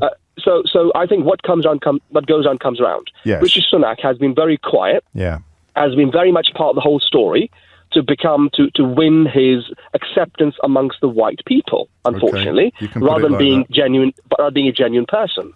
So now it's a time. It's basically in the end he should pay the price of what he's been doing himself. He's been a bit too sly. He's not being honest about what he actually is. I mean, if he's a man of colour, he should have been honest. At least what people of colour, or people who are non-white, or people. He's been pretty clear about Farage not being welcome in his party. Suella Braverman this morning is on the front page of one newspaper, rolling out the red carpet. So he deserves a more generous hearing, perhaps, than she does. Yeah, but I think also, I don't know if I've heard it right. You're saying, or somebody else said it this morning, that Shabana Mahmood said about the dog whistle term, and I said Shabana Mahmood being a very nice person, because she's a Muslim herself. Right. But she would have felt, if I was in those shoes, I would have said, hang on a second, this very man, Rishi Sunak, was himself being an anti-Muslim, right? And now you are defending him because when was you that? really care. I think him allowing everything that's happening in the Conservative Party. Okay, So silence being violence, or complicity being culpability. Thank you. I'm cracking on. I just felt I needed to zone you in, focus you in a little bit on some of the specifics of the question that I'm asking, but I wasn't in any way disagreeing with most of what you said. I just, as a white bloke, I want lessons in what it's like to know that something I may not even notice is loaded. A genuine dog whistle, as opposed to what Farage did this weekend, which was to blow a whistle and then pretend it was a dog whistle later by talking about culture and class. Vanessa is in Woking. And Vanessa, what would you like to say? Hi, yes. Good morning, James. Big fan. Thank you. I am a classic example of this. I came over, I'm Anglo-Indian. Right. And Anglo-Indians are very much British, brought up in the British culture. English is our first language. Yes. We have a slightly odd mixture of Indian image, but we were basically created by the Brits in the 16th century, during the sort of East India time and the army, etc., and colonialisation. But after independence, my parents decided, well, we were marginalised as well because we never accepted being Indian. There was whom I loved dearly, and he had become very right-wing, very pro-Brexit, and I was completely the opposite. Yes. We got into a passionate discussion after a few drinks, and he became very passive-aggressive, which I'd never seen in him before, and it was very sad. And then he said to me, Van, you're not English. You'll just never understand. Wow. And I mean, I don't think anybody can realise the impact that had on me. Well, I have not seen. Take your time. Tell us what that's like. Well, it broke my heart because I loved this guy. He was one of my best friends, and the fact that he didn't realise that I'm as English as he is in the way I think. I might have been born somewhere else, but it was such a shock. And Di, his wife, who was very sweet, but she said, yes, man, you're not British, you're not English, you'll never understand. You just don't get it. What was it that they felt you could never understand? Was it the nativist desire to chuck foreigners out?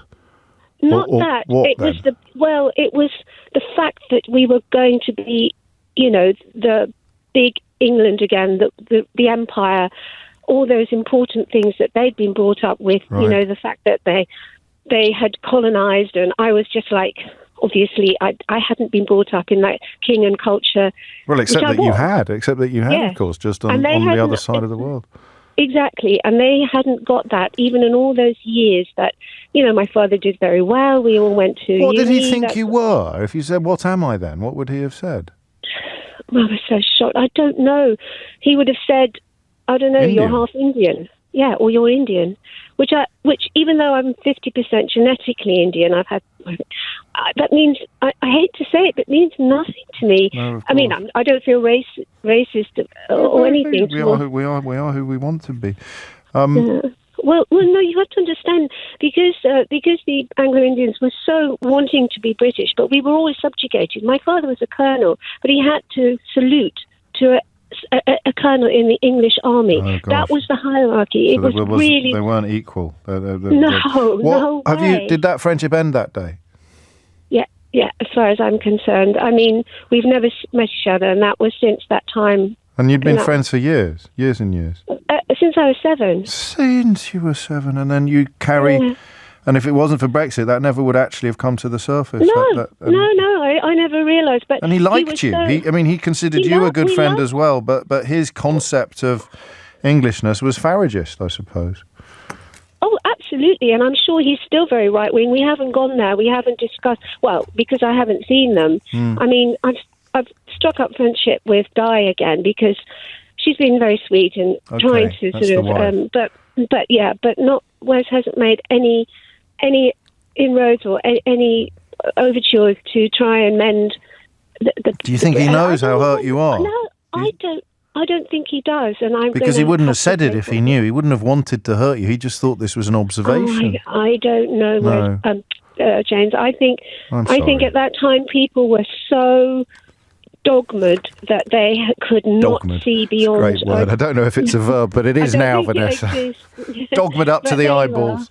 Yeah. Well, I'm so sorry for that. That's such a powerful example of what we're trying to talk about this hour, but I'm obviously sorry that you're in such a powerful position to make that contribution, because it's awful what you describe, and it is, and it's helpful as well that you speak from, you mentioned, the sort of middle class or relatively privileged background, because one of the worst things these people do is pretend that they somehow represent what they call working class values. That lazy, he's not really, or she's not really English, or Sunak doesn't really understand our culture. I encounter it, partly because of my milieu. I encounter it a lot more from sort of public school boys like Nigel Farage than I do from people who are likely to be working in a workforce that is both multicultural and diverse. Vanessa, thank you. 11:32 is the time. Phone lines are open. 0345 6060 973 is the number.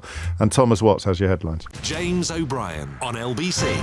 25 minutes to 12. Ed Davey, leader of the Liberal Democrats, who I think it's fair to say is living his best life at the moment. I hope this is the right word to use. If it isn't the right word to use, then I apologise in advance. He's a very guileless man. Talking earlier to some of the younger people minded not to vote, or explaining to me why their contemporaries are minded not to vote. I should have thought of Ed Davey more, actually, because he is a guileless man. He does answer questions from the heart and sometimes from the hip. And I think during this campaign, against the odds, actually, because the media insists on giving so much more attention to outfits that are unlikely to win more than, well, to win any seats, or certainly more than 1 or 2 seats, and yet the Liberal Democrats sometimes seems to be squeezed out of that conversation. Ed Davey has managed to attract levels of attention by just sort of being almost when I say superhuman, I don't mean superhuman. I mean like excessively human. Like playing the drums in the old people's home, and being photographed in all sorts of, not quite bungee jumping, but also not doing it like Johnson used to do it, where Johnson would be absolutely 100% aware of exactly where the cameras were and how it would play out. But it's as if his advisors have said to him, "Look, we know what you're like. We know that you're a bit daft and very lovely.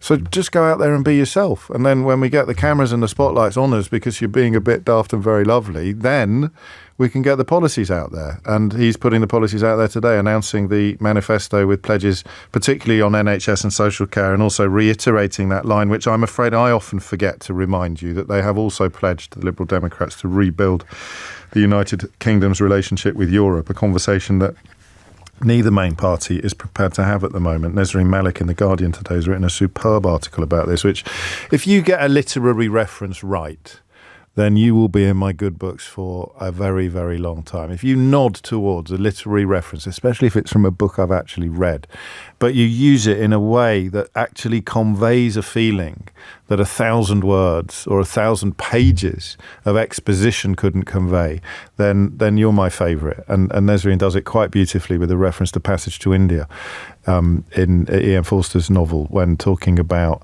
the shameful absence of Brexit, really, from electoral conversations and the ramifications of that absence for the foreseeable future. 11:37 is the time. Back to that election and back to the examples of exactly what Nigel Farage was playing at. I'm getting picked up now for having changed my pronunciation of his name. It always oscillates. He said himself many years ago, he doesn't care how you pronounce his name. It's like garage or garage. But he actually bridles when you say Farage. So another example of his relationship with the truth, just as his promise that he wasn't going to stand at all, which lasted for what, about 72 hours, I think. But anyway, Farage's nudge, nudge, wink, wink comments about Rishi Sunak coming back from D-Day early because he's brown. Except he didn't say that. He said because he doesn't understand our culture. And then when it's pointed out to him that could be construed as being profoundly racist, he pretended that he actually meant class. Oh, yes, because obviously if you're posh and rich, you can't appreciate the importance of D-Day. Which kind of makes you wonder what King Charles was doing there, doesn't it, in the first place? 11:38 is the time. Back to that kind of... you know, as someone of colour, something that I don't know, and you know what it's like when somebody is, I was going to say, intimating that you're not really British, but Vanessa's story, which was the one we heard before the news, was not implicit at all. Vanessa's childhood friend in the aftermath of Brexit was adamant that she wasn't English, and therefore she would never understand the beauty of Brexit. Mo's in Brighton. Mo, what would you like to say? Hi, James. Hello. First-time caller. Yeah, so, really interesting what's happening in the UK at the moment. So, give you a little bit of story. So, when I came here as a refugee, and one thing that I wanted to do was really join the British Army. So, I was naturalised. I became a British citizen. I was in the Army Cadets. I came to join the Army. Somebody made a comment, and I said something. I'm not going to say on the radio as to sort of my ethnicity. And as to why I should not join the army. And that was somebody in the recruitment office. Really? Absolutely. And you know what? I walked out of that place and I thought, if these are the guys that I'm going to be sort of, potentially going to war with, think that of me. Why on earth would I put myself in this place? And then, as I sort of got older in the UK and so on and so forth, I used to get a lot of, it's them, not you, but you're different. I don't like so-and-so type of people, but you're different. I don't mean you. I don't mean you. Yeah, basically, and I used to get that a lot. And what was it? What was it? What do you think they meant, Mo? I presume you've given it some thought. Did they just know you, and therefore they didn't mean you? And if they didn't know you, they would mean you? Well, I think it's like kind of like, as what this Nigel Farage guy is doing and saying, oh, it's not you, it's the others, it's them, they're not like us, they're not the same as us. And the way that he sort of tried to say that Rishi Sunak doesn't understand our culture because he's rich and he's privileged. Well, so are most right-wing politicians in this country, or anywhere for that matter, or the Conservatives. Most of them are out of touch. But he wouldn't necessarily say that. And I think really... it's now, as you see in the rest of Europe, the politics is becoming very sort of us and them, and everybody's becoming very nationalist in their view. And I just think that's and goes back to the point about voting, young people voting. Now, imagine if you're like Brown and you're young, and you hear this kind of talk on the radio and on the media, and us, them, swarms of people invading us. Why on earth would you want to participate in a country? Well, what about when they start falling for it, though, which is across Europe, that's what's happened. Younger people are a lot warmer towards these far right organisations who've done well in Austria from countries like Austria and Belgium, and I think Denmark may have gone in the opposite direction. Actually, Sweden went in the opposite direction. Germany's got a big problem with the far right. Farage, of course, Spain nearly went into the with the Vox party. But young people in those countries are more susceptible to these. Blame it all on immigrant invitations. Is that a problem of the state of the nations and the right-wing media sort of picking up on that and playing on it on people's fears? Or have people always been right-wing and maybe some of these people have given them a you have voice, fascist histories, don't you, in Italy, in Spain, in Germany, of course you do. And I suppose you've got the Vichy regime in France. We never actually went down that road in this country, which may have put some sort of historic sense memory. The Netherlands as well, Nazi occupied. The Netherlands has gone very far right. Yeah. I hope you're wrong about that, but it is. So do I. Well, on a good note, though, most of my friends that have sort of right of a centre sort of views on politics see Nigel Farage as a bit of a joke, really, and don't take what he says seriously. Now, I know some people do, but the worrying thing is really from my kids growing up in this country and sort of how they see themselves. That's what's sad about it. Yes, that would be a concern about that. Where it's tides. Tony Benn got this right. I didn't really understand what he meant when I first came across this. I think it was in his diaries. He wrote about you never win anything. All you ever do is push back a bit against these forces that will then push back at you. And I think blaming everything on foreigners or telling Vanessa that she's not really English or claiming that Rishi Sunak can't really understand the importance of D-Day because of his culture or because he doesn't understand our culture. I mean, what's the name of the fella that was keeping Farage's seat warm? The one that I had to give a bit of a talking to at a bar in Tice, Richard Tice. Isn't he really loaded? So what is it? What did Farage say? He talked about privilege. Here it is, talking about he's utterly disconnected by class and by privilege from how ordinary folk feel. He's not even pretending any. He's not even trying. He's not working very hard, is he, to pretend that he's not being racist? Because he's surrounded by people who are incredibly rich and incredibly privileged. Didn't that Aaron Banks bloke pay for his chauffeur? I think he put him up in a flat, didn't he? Give him a house in London for a year or so, not long after the Brexit referendum. Then he knocked about with Richard Tice. It's almost like a dating game with billionaires. And yet, of course, Rishi Sunak, who's very, very rich, or multi-millionaires. These people are not billionaires. But Rishi Sunak, because he's rich, somehow doesn't understand our culture. It's funny that. What's the difference between Richard Tice and Rishi Sunak then? Can you think of one? Just picture them both, sorry. But picture them both in your head now. What could it be? Because they're both very privileged, both very rich.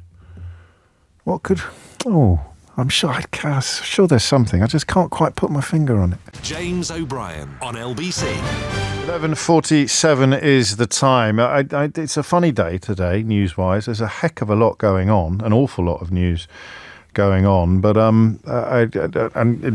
largely international, largely overseas, but not necessarily. They are not necessarily stories that lend themselves obviously or easily to the time that we spend together every morning. I've said to you on quite a few occasions that the big stories are not necessarily the big phone-in topics. And the next one, I think, falls pretty squarely into that category, although maybe I'm doing you a disservice. I refer to the decision by Benny Gantz to leave Benjamin Netanyahu's war cabinet, something which had been anticipated, rumoured, expected, desired for quite some time and in many, many quarters, but something which has now finally happened. Noga Tarnopolsky has been steering us through some of the vicissitudes of Israeli politics now for some months, and she joins me now from Jerusalem. How expected was this, Noga, and what does it mean? Hello. It was very expected. In fact, it had been announced for the evening previous, for Saturday night, but it was postponed due to the hostages release. And it's been also called for by a very large public at this point for months. And the impact is difficult to gauge this early on. But what I think people should know is that while Benny Gantz and his party never actually joined the coalition, never joined the government, They were only part of the war cabinet. So this doesn't change the parliamentary balance for Netanyahu, which remains a narrow majority, but it could cause a lot of upheaval indirectly, because whereas Gantz and his partners' voices were very powerful voices for, let's say, moderation and conventional politics, now they're gone. And I think it's very possible that the first thing we'll see is a sharp, radical right-wing turn by Netanyahu's government. Which would, I mean, in a sense, it makes Gantz's decision more confusing, because he was acting as you describe it, he was acting as a sort of salve, as a brake upon the lurch towards the Smotrich. Well, it's not. Sorry, forgive me. No, you carry on. I just meant it is confusing if you look at it that way, but I think he couldn't really be asked to commit political suicide by remaining in a government in which he gave the speech of a lifetime yesterday. He accused Netanyahu of torpedoing the aims of the war. I mean, really a historic speech to accuse the prime minister of that. He accused the prime minister of defeating almost all efforts to get the hostages back. So if that's how he feels, I think it would be almost an impossible ask to expect him to stay in a government and therefore carry some of the blame of what the government's doing when he feels he's not having impact. To your point about Gantz's allegation that Netanyahu, I mean, 4 hostages were released this weekend, of course, and reports out of Gaza that 274 Palestinians, including at least 64 children, were killed in the same time period. But that point there about the accusation that Netanyahu's not done enough or much to get the hostages freed, does that tally with reports that America is now entering into almost unilateral negotiations with Hamas to get Israeli hostages freed in a conversation that Israel won't even be part of?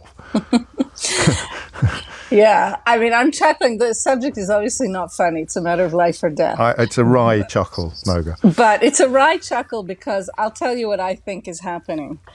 Netanyahu, yesterday, with Gantz's departure, Netanyahu already began to adopt a much more extremist kind of form of language, stepping away, as it were, from the proposal to Hamas, which Joe Biden presented a week ago and said that this was Israel's proposal. Israel had agreed to it. And so now, of course, Hamas has not said yes or no. Hamas is keeping the whole world dangling. And that has to be said. But Netanyahu appears to be trying to step away from it.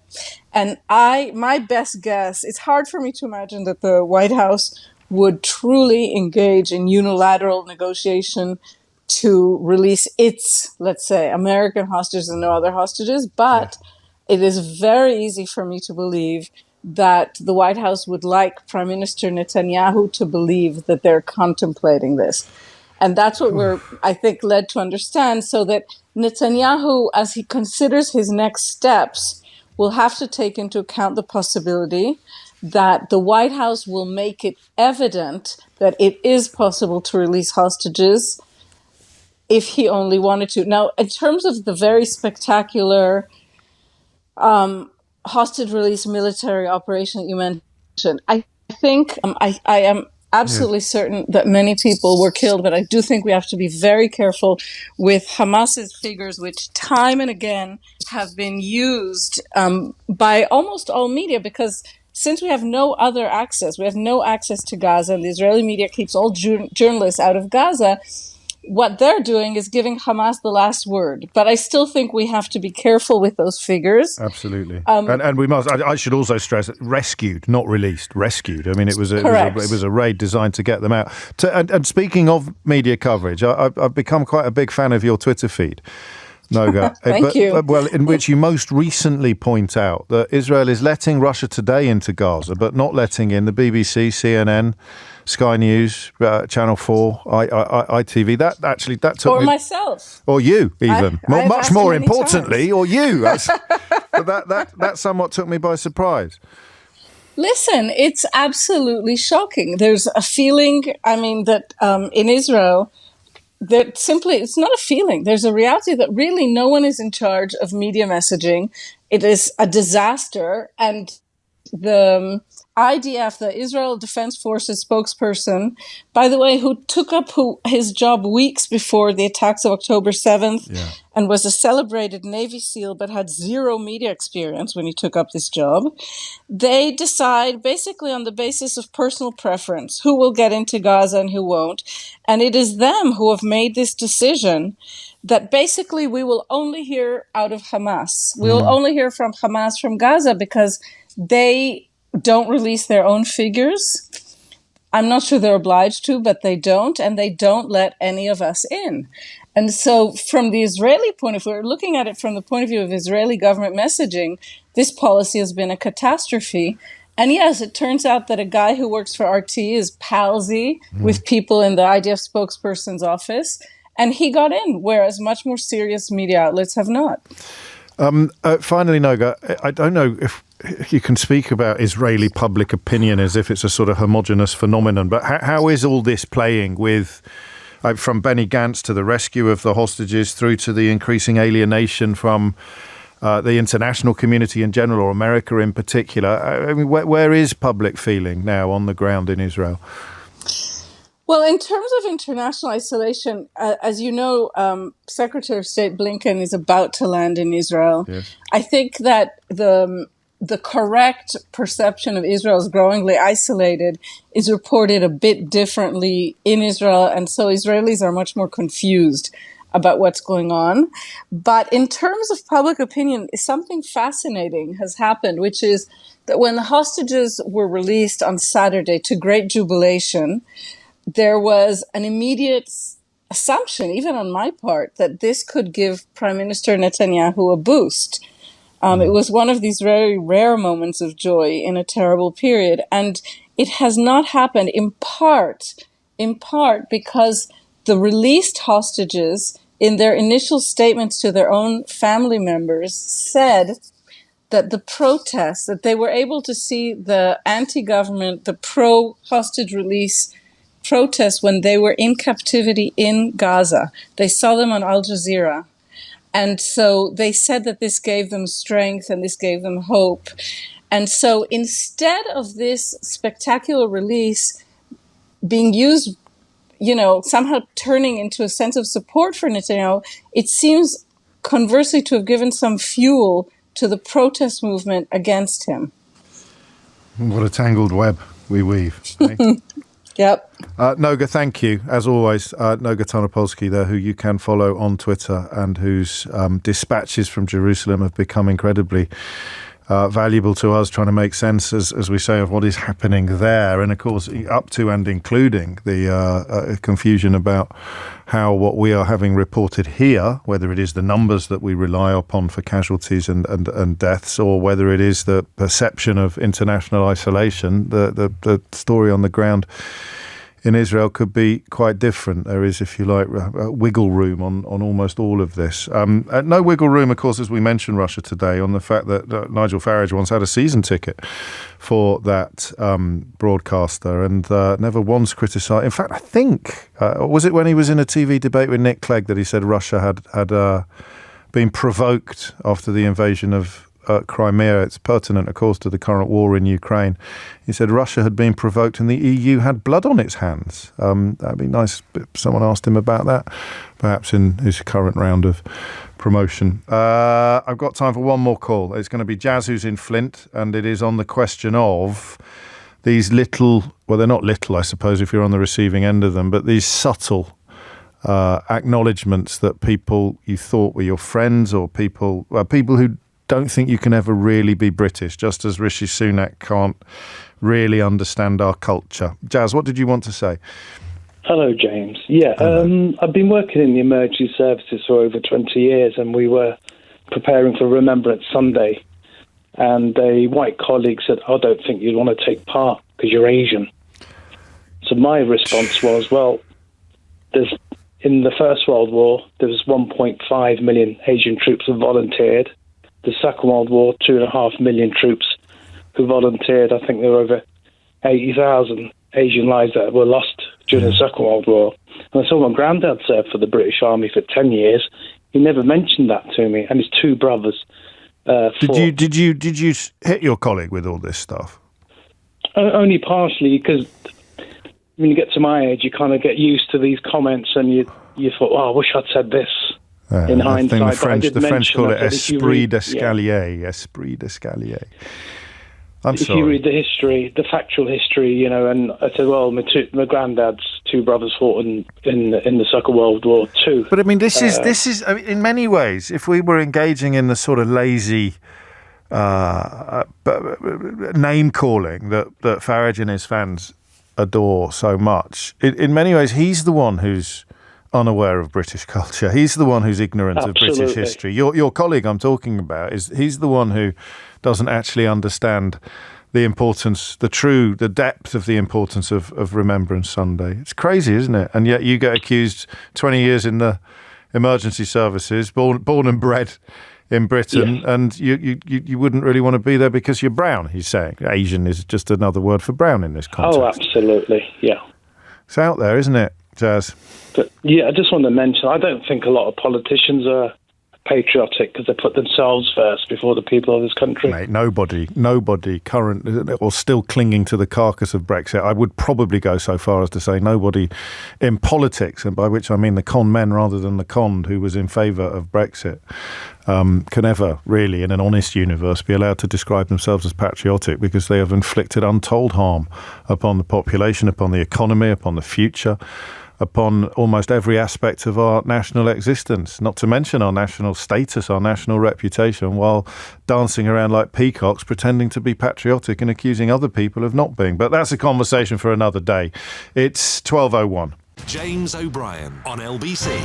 5 minutes after 12 is the time. A complete change of pace and indeed tone coming up, as we will pay a tribute to the late broadcaster, doctor and genius communicator Michael Mosley. But before that, a quick nod towards the rearview mirror. In fact, two quick nods towards the rearview mirror. Rishi Sunak, who sort of seemed to spend most of the weekend hiding, probably under his duvet, I'd have thought, and under his pillow, has come out to do a pooled clip in which the state of the Tory campaign is probably best summed up by the fact that the two main questions were about Nigel Farage's racist dog whistle, which, of course, it sounds like a Viz strip, that, doesn't it? A Viz cartoon strip. Nigel Farage's racist dog whistle.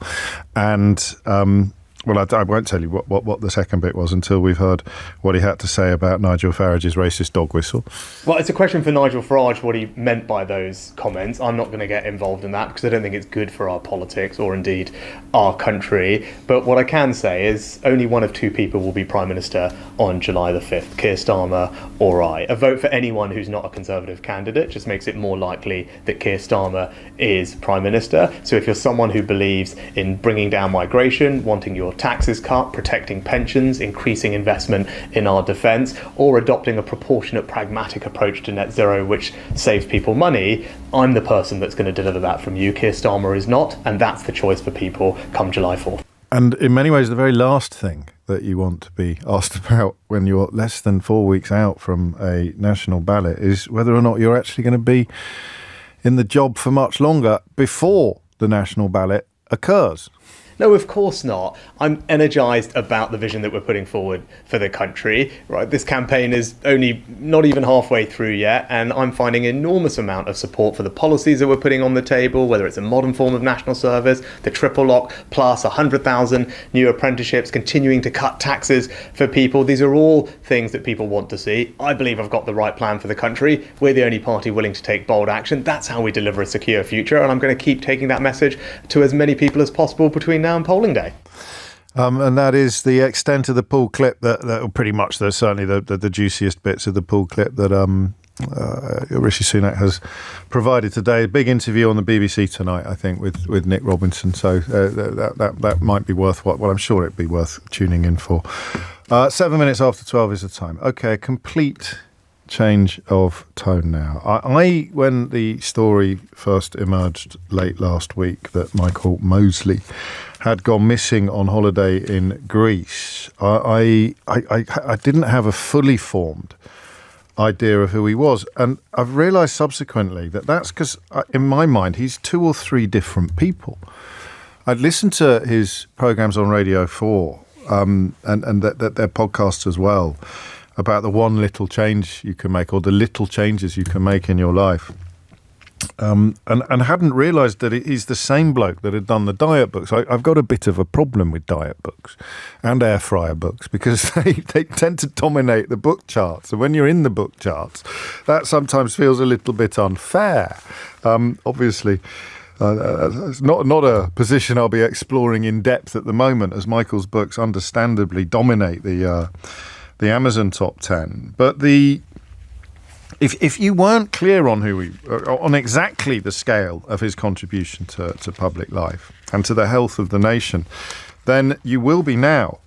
Because I can't really remember a response like this, or coverage of this nature, to the passing of a broadcaster.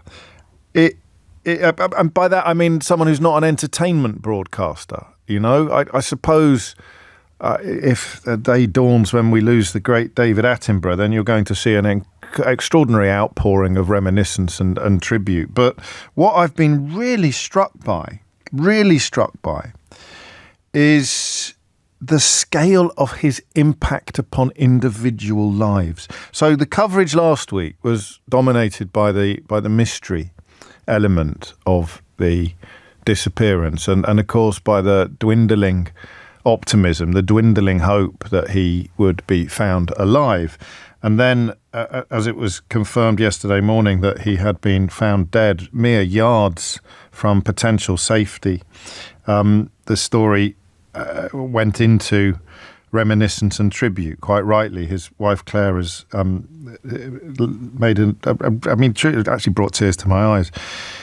When my time comes, if Mrs. O'Brien has anything half as nice to say about me as she had to say about her late husband, then I'll consider my marriage a job well done.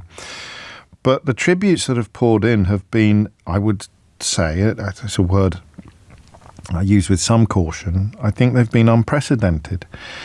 There was one that pointed out that he defied broadcasting convention.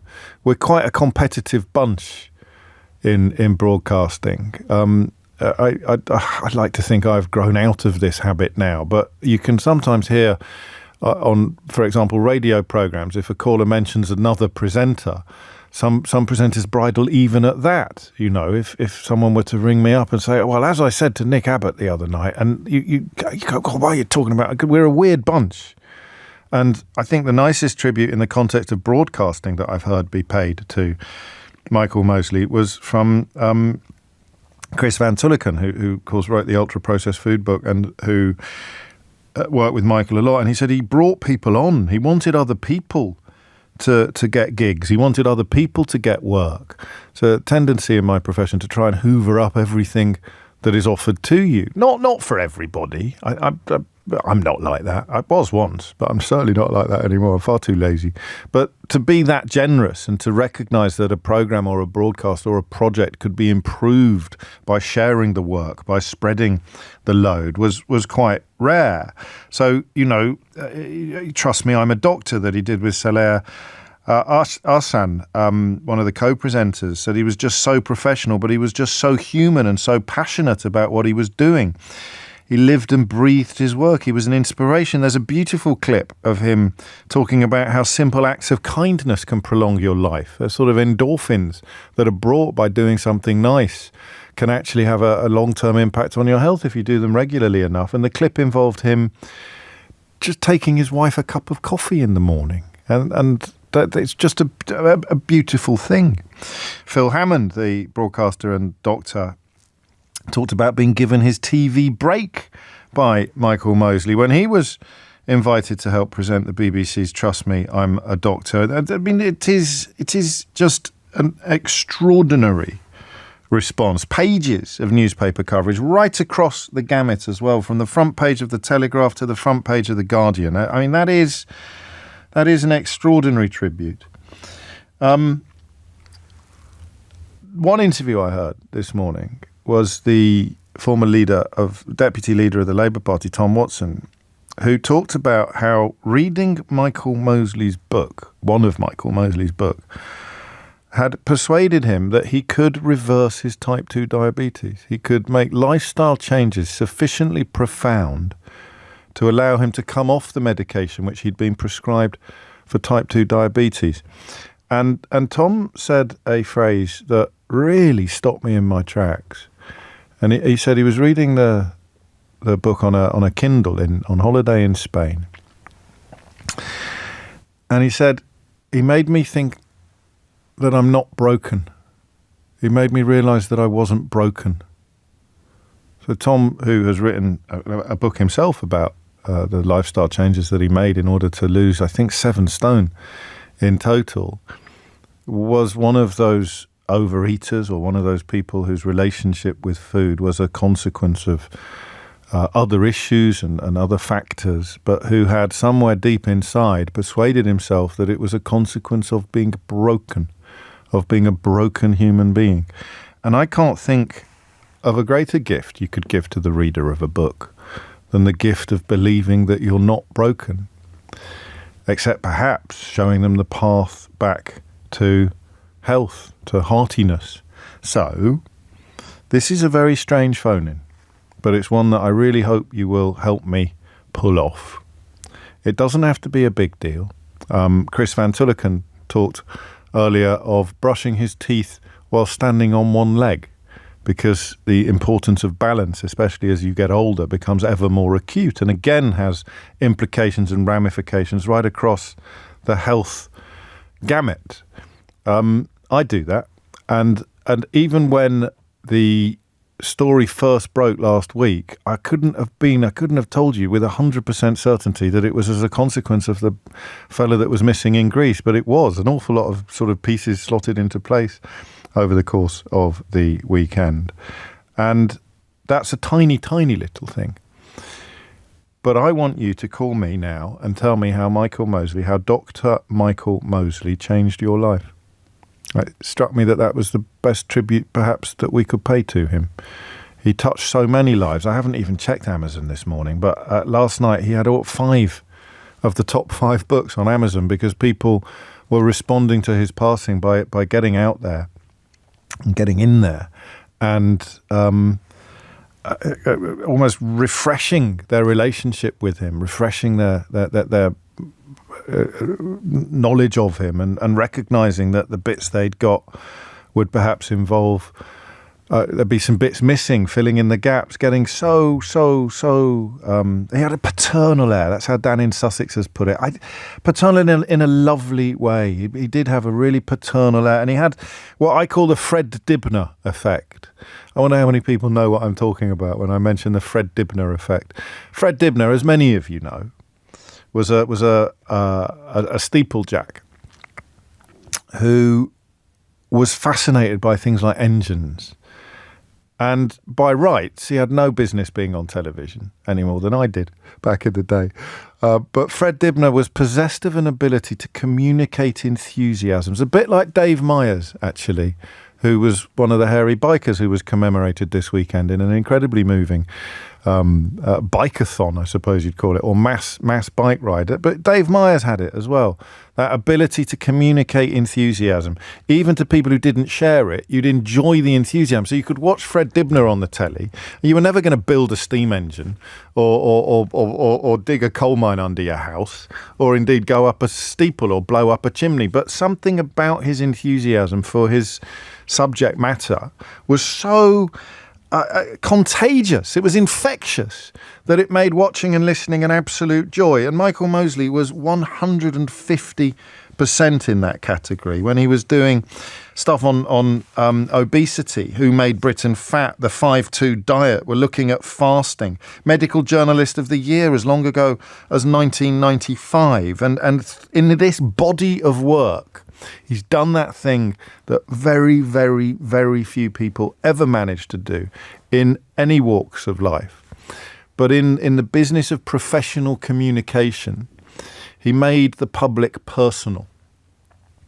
He got into people's ears. He got into people's lives, and he changed he changed lives in ways that I think we should probably have a proper look at now. So how did Michael Mosley, how did the late doctor and TV presenter, radio presenter, writer, podcaster, how did he change your life? What differences did he make to your life? Why would you, in many ways, like to record your gratitude? 0345 6060 973 is the number that you need. It's 12:18. James O'Brien on LBC. 12:19. Wonderful and kind on the front page of The Guardian. At the front page of The Telegraph, Michael So Nearly Made It, featuring a really, really lovely photograph, actually. Reports, page 4 and 5. Editorial comment, page 15. Obituary, page 21. The Man Who Changed How We Eat on the features pages. Heartbroken wife of TV doctor on the front page of the Daily Express. I can't remember the last time that all of the front pages, except a couple actually, the Daily Star and the I newspaper. They have him on the front of the I newspaper, but not as the main story. And then the Sun, and it's a testament to the extraordinary impact that he made on individual lives, more if you like than public discourse. And that's what we're going to look at, the difference he made to your life. Avtar is in Hemel Hempstead. Avtar, what made you pick up the phone? Hi, good morning. Good Hello. afternoon, James. This is about my son. He has special needs, complex medical needs, and for the first 5 years of his life, he wouldn't eat regular food. I used to have to process everything in a NutriBullet type of thing and give him all mushy foods. And I read an article that a parent in the school shared, that Michael had written about the use of probiotics, and they used a sample of children who had autism and had remarkable results in the sense that a few of the children started to eat and even started to vocalise. My son is non-verbal, still non-verbal. I took a punt, used the probiotics that were mentioned in the article, and lo and behold, within a week, I was driving with my son. He's non-verbal. I was driving with my son, feeling a bit peckish, went into the nearest McDonald's, got some McDonald's fries. He was in the front seat with me. He literally reached over and took some fries and started eating them. And from that moment, he's been eating food, and he's literally changed our lives for the better. And we were quite emotional when we heard the news about Michael. Of course you were. So that, he literally, his first solid food, essentially. Yes, literally. Because probiotics is all about gut health and gut health having an impact on all manner. I think it's the next great frontier of medical science, actually. But that, on a personal level, that's an absolutely magical story. Yeah, remarkable, yeah. And you haven't looked back? No. I mean, my son still does have other gut issues and things like that, and other complex needs. But on that side of things, it's just made such a massive difference. And I've tried to share that story in that article with other parents, just to help, because it's definitely helped us. And well, you've just shared it with possibly more people than you've managed to before, Avtar, which is lovely, isn't it? Yeah. Take care. So thank you so much. No, thank you so much. That was pretty big high bar to start. It's me brushing my teeth while standing on one leg. No, I'm not going to show you either. Oh God. Niall's in Shrewsbury. Niall, what would you like to say? Hi, James. Hello. Thanks so much for taking my call. You're very welcome. I think you can look back on your life and see that there were certain defining moments that kind of changed the path that you were taking. And for us as a family, I think watching one of Michael Mosley's programs on TV was one of those moments. We weren't having the healthiest life. I think we famously drank a bottle of red wine, had a pizza every night for 365 days for a whole year. What, even on Christmas Day? Even on Christmas Day. Good Lord. Fair play. I know. There's still shops open on Christmas Day. It's crazy what you can buy. But he made everything simple to understand and really opened myself and my partner's eyes in a way that we had never thought of it before.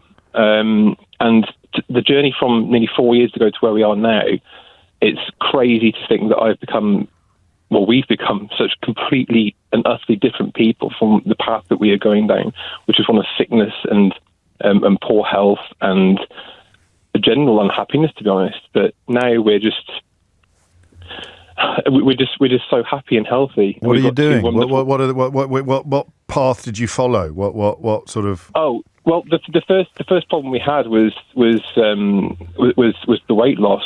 Yes. But that's, we know that it's once you kind of work everything out, and that's what he helped us understand.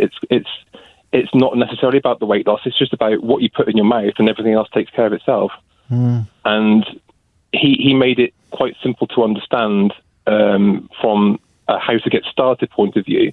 But not only that, because of him, we kind of discovered other people in the same space that have pointed things out. And before, where we'd go into a supermarket and get completely and utterly drawn in by these unhealthy things and just fill our basket full of them, we walk down those same aisles now with kind of almost disgust, because we fully understand what those things do to you because of what he started us off on the journey and what he has instilled upon us now as a family. But he's made me want to change my career. I'm looking at starting something in a similar space in health, and kind of like, giving up what I do for a living to try and do that, because I'm so inspired to try and change how we perceive food and healthiness in the world. And I just want to be a part of that now because of people like him. And he is the one who started us as a family off on this journey. And my children are going to have a much healthier and happier life than they would have done, because we're not going to be giving them potato waffles and chicken nuggets. They eat what we eat, and they absolutely love it, because, to be honest, they don't know any different. And what was his gift for people who missed him, for people who he passed by, who didn't? What was his gift? Because a lot of people work in the field of nutrition, a lot of people work in the field of lifestyle change. A lot of what did he have that A, made such a profound difference to your life, and B, explains this extraordinary outpouring of grief coupled with gratitude across the entire British media today? I think he was just a genuine person. It never came across like he was ever doing the job he did for anything but trying to help people. It didn't feel like he was... some people come across like they're trying to sell you something. I don't think he ever came across like he was trying to sell you anything. I think he just genuinely wanted to inform people in the simplest way possible to benefit as many people as possible. And so a proper evangelical. So almost like what you're describing to me, if this was 100 years ago, he'd sound like a missionary bringing Jesus into someone's life, because they passionately believed in the power of Jesus to improve people's lives. But this was science, not religion. He was also honest. He used his own personal story of reversing his own type 2 diabetes, and he used himself as a bit of a guinea pig as well. He did a tapeworm once. Yeah, I haven't seen that. Nor have I. Yeah. I just heard about that this morning. That's what I mean about the full range of his work, is that someone like you can be like neck deep in it and still find out stuff from his back catalogue, if you like, or his canon that you weren't previously aware of. So he was perfectly happy to... Well, not just happy to, but he embraced the opportunity to be his own experiments. No, that was a lovely tribute. Thank you, and Thank you. far from alone. This is from Ian. I'm 45. Dr. Michael Mosley changed my life beyond imagination. I had hypertension and was pre-diabetic, and I felt like I was failing. His books and seeing his talk in Yeovil, which was both entertaining and educational, changed me for the better. He was a gentleman and will be very missed. Quite a few of you talking about the cold, not necessarily the cold water swimming, but also cold showers. But Michael's gone the whole hog. He convinced me that my cold swimming was worth struggling through the pain. The physical and mental health benefits are profound. I'm now 3 winters in and swimming through ice chunks. Thank you, Michael. And this is nice from Andrew. Well, it's not life-changing necessarily, but it speaks to the personality, the character, I think, of the man. Michael Mosley addressed a bunch of us science teachers, James. He told us he was a big fan of ours. And I was really taken aback that someone so famous and successful could tell us teachers that he was our fan. I have to tell you, I quite like that from Ollie. He was the Brian Cox of food. Brian Cox, another one who's got what you'd call the Fred Dibner touch. But it's this the diabetic angle perhaps, and another one here from Tim. Like Tom Watson, I read his book on low blood sugar diet. I lost 5 stone off the back of one book. Still can't quite believe it. It completely changed my life. And this from Simon, in very similar territory. So a few years ago, realising I was fast approaching 40 and being considered obese, according to BMI, a combination of my mental state and the work of Dr. Mosley helped me to turn a corner mentally and realise that I both needed and, more importantly, wanted to do something about it. The 5-2 intermittent fasting that he brought to our attention, so I tentatively started it. I just turned 39. It took 10 months, but I went from 17 stone down to just under 11 and a half. And the immense weight that I felt lifted, no pun intended, physical and mental, helped me hit 40 feeling good about myself, probably the first time in well over a decade or more. And then that notion of what he had, his demeanour in making these things accessible and his enthusiasm helped me to help myself. And of course, it's always there, isn't it? That's one of the greatest things a human being, as Simon writes, can do for another. 12:30 is the time. Tim Humphrey is here now with your headlines. James O'Brien on LBC. He didn't lecture you, he spoke to you. He didn't force you, he guided you. He didn't bamboozle you, he simplified everything. A kind, caring gentleman. It feels like I've lost a friend. And that's from Dave in Shepherd's Bush in response to the passing of Michael Mosley. It is, I think, in my memory, a response from both the public and, for once, the media, absolutely getting it right. That is like no other. And we'll return to the question of the impact he made upon you personally in a few minutes. But first, Natasha Clark, LBC's political editor, is here because Ed Davey has been launching his manifesto. Yes, that's right, James. He's launched his manifesto today in London. It's mainly focused around... leader of the Liberal Democrats. Leader of the Liberal Democrats. Just in case. Sure, just in case you didn't know. It's mainly centred around this big offer on the NHS, £9 billion worth of extra funding there. And obviously he's talked very movingly in the past few days about how caring for his ill mum became his life. And now he cares for his very severely disabled son as well, and spends a lot of time on that. Interestingly, though, James, it's turned now in the last sort of few minutes into this new offering, which is a promise to try and rejoin the single market. He told reporters at his manifesto launch just a few minutes ago that he would not put a timeline on that, but he was angry that voters have been misled over leaving the European Union. We are the most pro-European party in British politics. We're proud of that. We believe serious government works with your neighbours, whether it's your friends, and things that are mutually beneficial, whether it's trade, whether it's tackling international trafficking gangs, whether it's tackling climate change. All these issues are international, and you should work with your partners. And, the fact that Conservatives won't is a betrayal of our country. I'm proud of our country. I'm a patriot. And there are some people in the Conservative Party who have undermined my country, our country. And that, I get angry about that. That's wrong. They've misled people. So no, you can't have a time. I'm afraid that's just being frank with you, because you've got to rebuild that relationship. It's going to take time.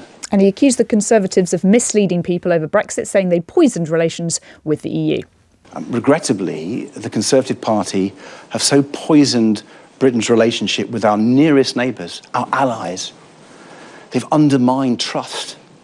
And when I speak to European politicians, regrettably, they don't trust the United Kingdom anymore. And how sad is that?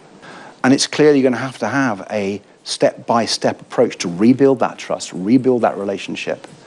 But I believe quite quickly you get a much better trade deal than the dreadful trade deal that Boris Johnson got. That would really help our economy. It would help small business exporting. It would help farmers. It would help fishermen. It would, I think, ultimately reduce prices in the shops. I think, getting a really good trade deal would be an absolute priority. Then, allowing young people to be more mobile across Europe. Really interesting there. He thinks it would reduce prices in shops to get a new trade deal with Britain. I'm sure that would be very popular amongst a lot of people who think, just seen inflation go absolutely through the roof. It's not quite the 2019 promise to stop Brexit, is it? But it's still going to be, I'm sure, a big part of their campaign. And you've said before, James, we've not been talking about Brexit enough about this campaign, but we are today. Not just me saying that. But you're right, it is a particular hobby horse of mine. Nesri Malik's column in The Guardian today is brilliant on the subject. It is absolutely bizarre to have something that is reaching into almost every area of our existence, particularly in terms of diminishment and decline, and the two main parties not even going there. Of course, eventually one of them will have to. So it's as if Ed Davies' position or the Liberal Democrats' position could almost be seen as a sort of stalking horse. Potentially. And of course, we're trying to think about the strategy that Liberal Democrats are going for. I was told the other day that their strategy is basically for anybody within a commuter distance train of London. Essentially, that's who they're going for. The blue wall, trying to take all of those seats back that the Conservatives nicked from them in the last couple of elections. So those sort of southern seats in the south, I imagine this message of a more anti-Brexit message rather, will be very popular amongst those kind of safe, leafy commuter belt areas that just do not see the benefits of Brexit in their areas and want many people to see what? Any benefits of Brexit. So where do we see the benefit? In what areas do we see the benefits of Brexit? That's not for me to argue with you. You're speaking as if they exist. Well, look, there are some people that see benefits of Brexit. Well, some people don't. There are some people that see fairies at the bottom of their gardens, Natasha, but it doesn't make it a political reality. Sure. Have we got the bloke on question? Did you see the bloke on Question Time on Thursday who was asked to list the benefits of Brexit? Yeah. I won't push this too far because you might end up sounding like him. But I just need to qualify that you're presuming the existence of benefits of Brexit. Some may say being able to control the number of people that come in and out was some may say a benefit or of Brexit. Do you want to play a game? Not really. Good. I'm going to read you a story that has dropped in the last 10 minutes. Go on. But I'm going to leave out the party to which this candidate belongs. And I'm going to invite you to guess, okay? Go on. A candidate claimed the country would be far better if it had taken Hitler up on his offer of neutrality instead of fighting the Nazis in World War II. He also wrote online that women were the sponging gender and should be deprived of health care. Oof. He thought Winston Churchill was abysmal and praised Russian President Vladimir Putin. This is all from the same candidate, just to be clear. Oh, yeah. This is in 2022, so it's not ancient history at all. He wrote, Britain would be in a far better state today had we taken Hitler up on his offer of neutrality. But oh no, Britain's warped mindset values weird notions of international morality rather than looking after its own people. There might be a clue there. In the same month, he wrote, in Britain specifically, we need to exorcise the cult of Churchill and recognise that in both policy and military strategy, he was abysmal. And then I'm trying to find the bit. Less complaining, please, from the sponging gender. Women are subsidised by men to merely breathe. Goodness me. Yeah. That's quite a rant, Do you think there's much confusion over what party this character is likely to belong to? I'm going to guess that might be on the slightly more party to the right. I'm going to give you a clue. It's not the Liberal Democrats. Is it not? It's not the Green Party? It's not the Green Party. Because they did have some questionable views about birth last week, and I did wonder if maybe that would be... Fair enough. No, it's the outfit led by the bloke who spent the weekend claiming that other people don't understand British culture and who turns out to have a candidate on his roster who thinks that Britain shouldn't have fought the Nazis in the Second World War but should have taken Hitler up on his offer of neutrality. Well, when we were speaking, LBC was speaking to Richard Tice, the former RIP, rest his soul, Reform leader the other day. He's still alive, just to be clear. To the Reform Party, perhaps not. We were speaking to him the other day and he said, we don't need to vet our candidates because you, the media, do it for us. Well, it's a bit late now, isn't it? Because Friday, these are now candidates. These are not They can still pull out. Well, we shall see whether or not this character... Indeed does. So I haven't said his name or his constituency because I've got political paranoia and I don't want to read out the full list of candidates. He is a Reform candidate. A Reform UK candidate who claimed the country would be far better if it had taken Hitler up on his offer of neutrality. Goodness. Well, we'll see later today. We're going to get a full list of candidates around 4 p.m. of all of the candidates for every single seat. It will be really interesting to see how many candidates Reform could actually find to put up because they were really struggling, as were the Conservatives in some areas, to find enough people to just put up on the ballot paper. And of course, you'd think the Prime Minister calling the snap election would be ready with all of his candidates, but apparently that wasn't the case. No, and on online spending I read this weekend, Labour were better prepared for this than the Conservative Party was. Yes. It appears to have taken its own party by by surprise when Labour were ready. Are you referring to those go with graphs it. in the Financial Times? Yes, I love graphs in the Financial they Times. were really John stark, weren't Murdoch they? does the work of the angels. And a big set-piece interview tonight for the Prime Minister. Yeah, Prime Minister is speaking to the BBC for a panorama interview tonight. It's one of the first they are doing all of the other political leaders as well. And like I say, we've got more debates, more one-on-one as well coming up. So yes, we've got this is Manifesto Week, James. And Keir Obviously, Starmer's on with today. Sheila Fogarty in the next hour. She and he are indeed. They are. Do you want a Brexit benefit before you go? Yeah, go on. Okay. Sorry, one from you that you believe is a Brexit benefit. Anne, who's in North Shields. Do you concur? Or? Well, I'll let you decide on this. You can pull this out the bag next time the question comes up. I have benefited from Brexit, James. I'm a translator and I get paid in euros, so I've benefited from the fall in the pound. Love that. Although I think the euro might have taken a bit of a kicking this morning with the announcement in Paris of the imminent French election. Yeah. So I hope that hasn't affected Anne's pay packet I hope, Anne, too you're profoundly. okay. I hope you're okay. Natasha Clark, many thanks. More from Natasha, no doubt, in the course of the day on LBC as we and that story there about the Reform UK candidate possibly not being the last one that will involve one of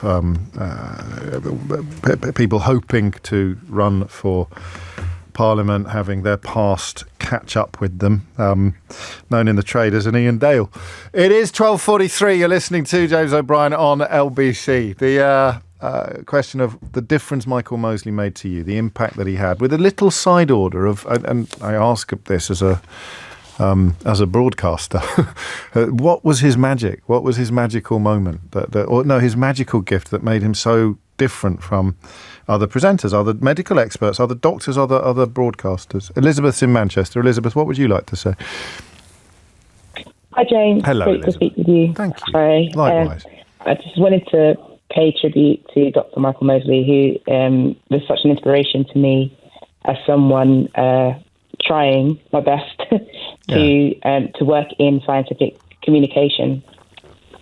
He was just the way that he was able to communicate really complex or far away concepts and make them just accessible and tangible, and in a way that's people were able to implement them into their own personal lives. It was really inspiring. What is that gift? Because it's not just content, is it? It's tone and context as well.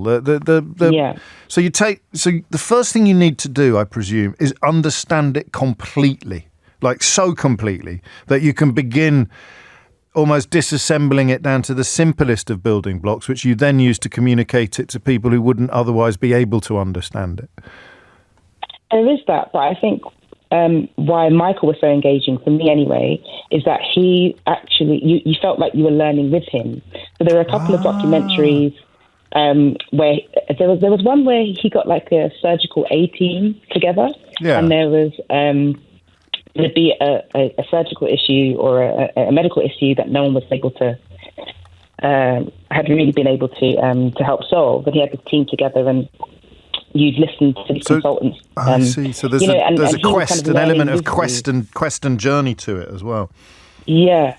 So that also happened when he, I think he took LSD.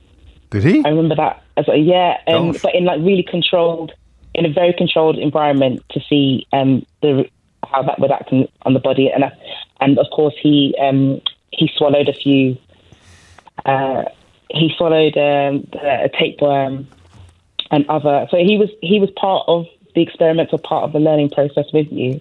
You trusted him a bit more, I suppose. I like that. And what are you doing? Why do you refer to what's your sort of professional perspective on this? My background is I did a PhD in chemistry. Oh wow! And now I work in research development, and a big aspect of that is improving the public understanding of science. So now I work in quantum technologies. Which is really complex in terms of how to bring those concepts to the public. And I always think of Dr. Mosley when trying to do my best in that regard. So he's not, final question, I promise, he's not, sometimes, the person that popularises a subject can be a little bit sneered at by the academic community that does it every day. He clearly doesn't fall into that category. No, not at all, not at all. And he wasn't. His like you said, the tone was incredibly inviting, and his approach, but he just wasn't at all condescending either. It was just very, he just had that way about him of being sweet and engaging. Elizabeth, thank you. Sweet and engaging. You'd take that, wouldn't you? 12:46 is the time. James O'Brien on LBC. It is 12:49. You are listening to James O'Brien on LBC. And that is an extra. You do a double take sometimes, don't you? When a story drops, and that Reform Party candidate. Well, it's called Reform UK. It's a limited company, of course, not a political party in the traditional sense, but claiming that this country would have been far better off if it had taken Hitler up on his offer of neutrality. I don't want to paraphrase Mrs. Merton at this point, but what would first have attracted somebody to Nigel Farage's Reform Party if they were possessed of the kind of views that Winston Churchill was overrated? I suppose praising Vladimir Putin is less mysterious, but epic misogyny, describing women as the sponging gender. But I suppose the key point that Britain would have been in a far better state today if we'd taken Hitler up on his offer of neutrality, which I presume would have sort of left almost all of continental Europe under the jackboot of fascism. But hey-ho, that's the kind of candidate that is drawn to Nigel Farage's Reform Party. You can start your clock now for Nigel Farage, despite being the leader of the party and what was he before? The honorary chairman, claiming that it's absolutely nothing to do with him, and how can you possibly hold him responsible for anything at all, ever? Or maybe he'll explain that this is the kind of character who, unlike Rishi Sunak, really does care about our history and care about our culture. We've managed to keep the tone quite light today, which is nice. It's important during moments of seriousness. But I'm particularly touched by this message from Amir, which says, James, you've made me laugh so much today with your fantastic approach. Thank you. I'm about to make you laugh even more. Here is Esther McVeigh speaking at an event in the last couple of days. And the Conservative Party always gets the country back on its feet. We have to and I will say that again. That, in some ways, that's more significant than the heavy stuff and the grown-up stuff, because that's when you say the stuff that you've been saying for 20 or 30 years.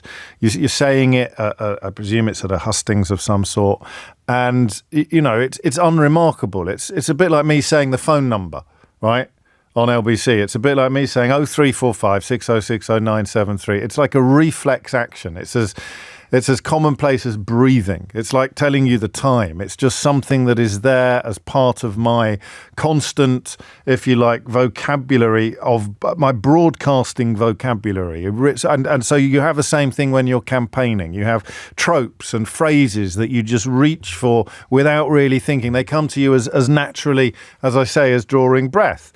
And yet listen to the spontaneity and the speed of the response to... I always forget the technicalities. Would she still be the Minister for Common Sense? Or do all of those jobs... They don't all... I don't know. But she either is still the Minister for Common Sense or was until very recently the Minister for Common Sense. But listen to the speed and the spontaneity of the public's response to something that she wouldn't have thought for a moment was going to be anything other than business as usual. And the Conservative Party always gets the country back on its feet. We have to and I will say that again.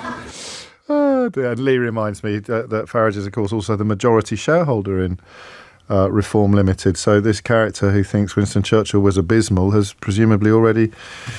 sent his cheque to Chateau Farage. It's 12:53. Back to Michael Mosley and the difference that he made to your life. Rich is in Ipswich. Rich, what would you like to say?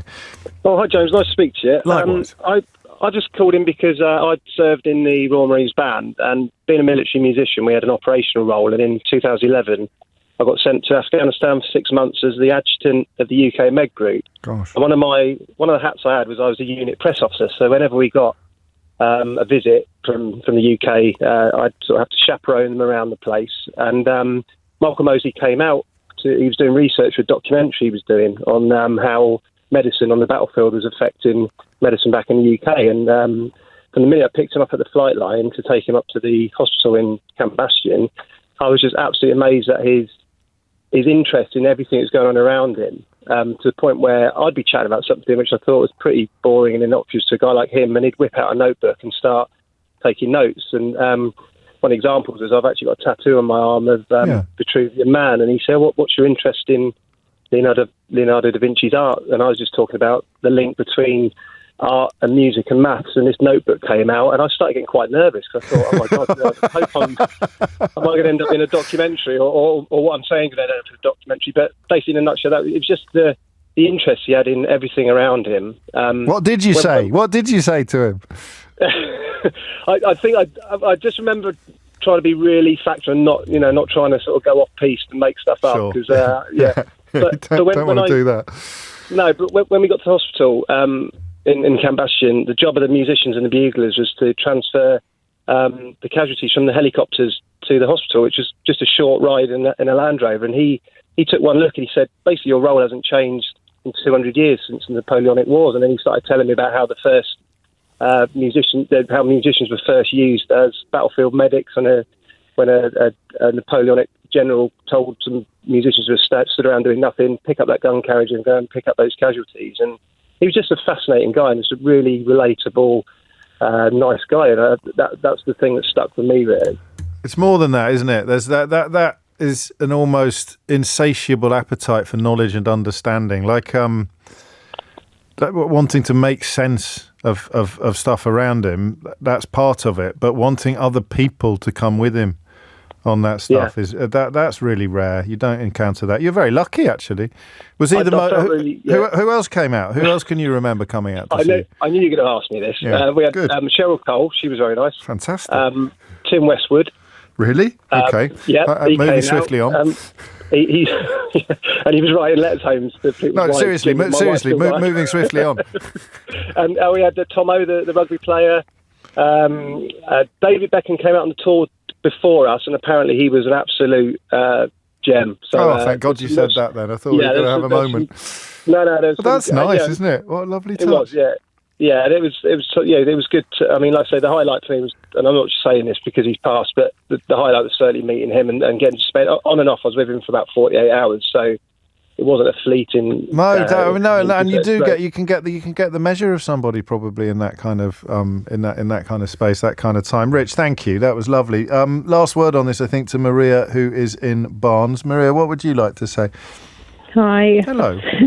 Hello. Got nervous.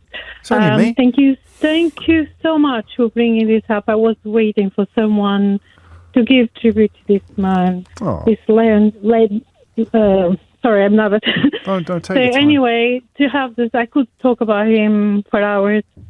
He changed. I've been listening to him. What are the what are the biggest changes he's made to your life, Maria? He changed my health. He changed my daughter's health. Because both of us, my daughter's got food allergies and I've got food intolerance. Right. And it really changed our life because following the doctors, we didn't find any solutions. Yes. Even to the point they suggested my daughter at 14 or 15 to start taking antidepressants, and I refused. Right. And it changed. Since when I heard he was missing on Wednesday night, I shouted, "What?" Oh, no. I was shocked because it's one of the most, my favorite presenter on TV. Yes. Like you are one of my favorite presenters on radio. It's okay, you just slipped in a one-off there, Maria. Don't you think I didn't notice that? Sheila Fogarty just walked into the room. There we go. He was an amazing and that's legacy. That is, I mean, this is a sad time, but there's legacy there. I mean, your relationship with food, your daughter's relationship with food is in place for the rest of your lives, isn't it? And that's all down to him. Yes. What Every a beautiful time I legacy. hear the word diet, fasting, food, He's there. Sonia. He will be alive. He'll stay alive in your mind, in your memory. Maria, thank you. I've got to go because of the time, but that's the only reason. I look forward to your second call to the show. If you missed any of today's show, you can listen back on Catch Up on Global Player, the official LBC app, where you can also pause and rewind live radio. Download it now for free from your app store or head to globalplayer.com. Coming up at 4 on LBC, it's Tom Swarbrick, but now it's time for Sheila Fogarty. Thank you, James. James O'Brien on LBC.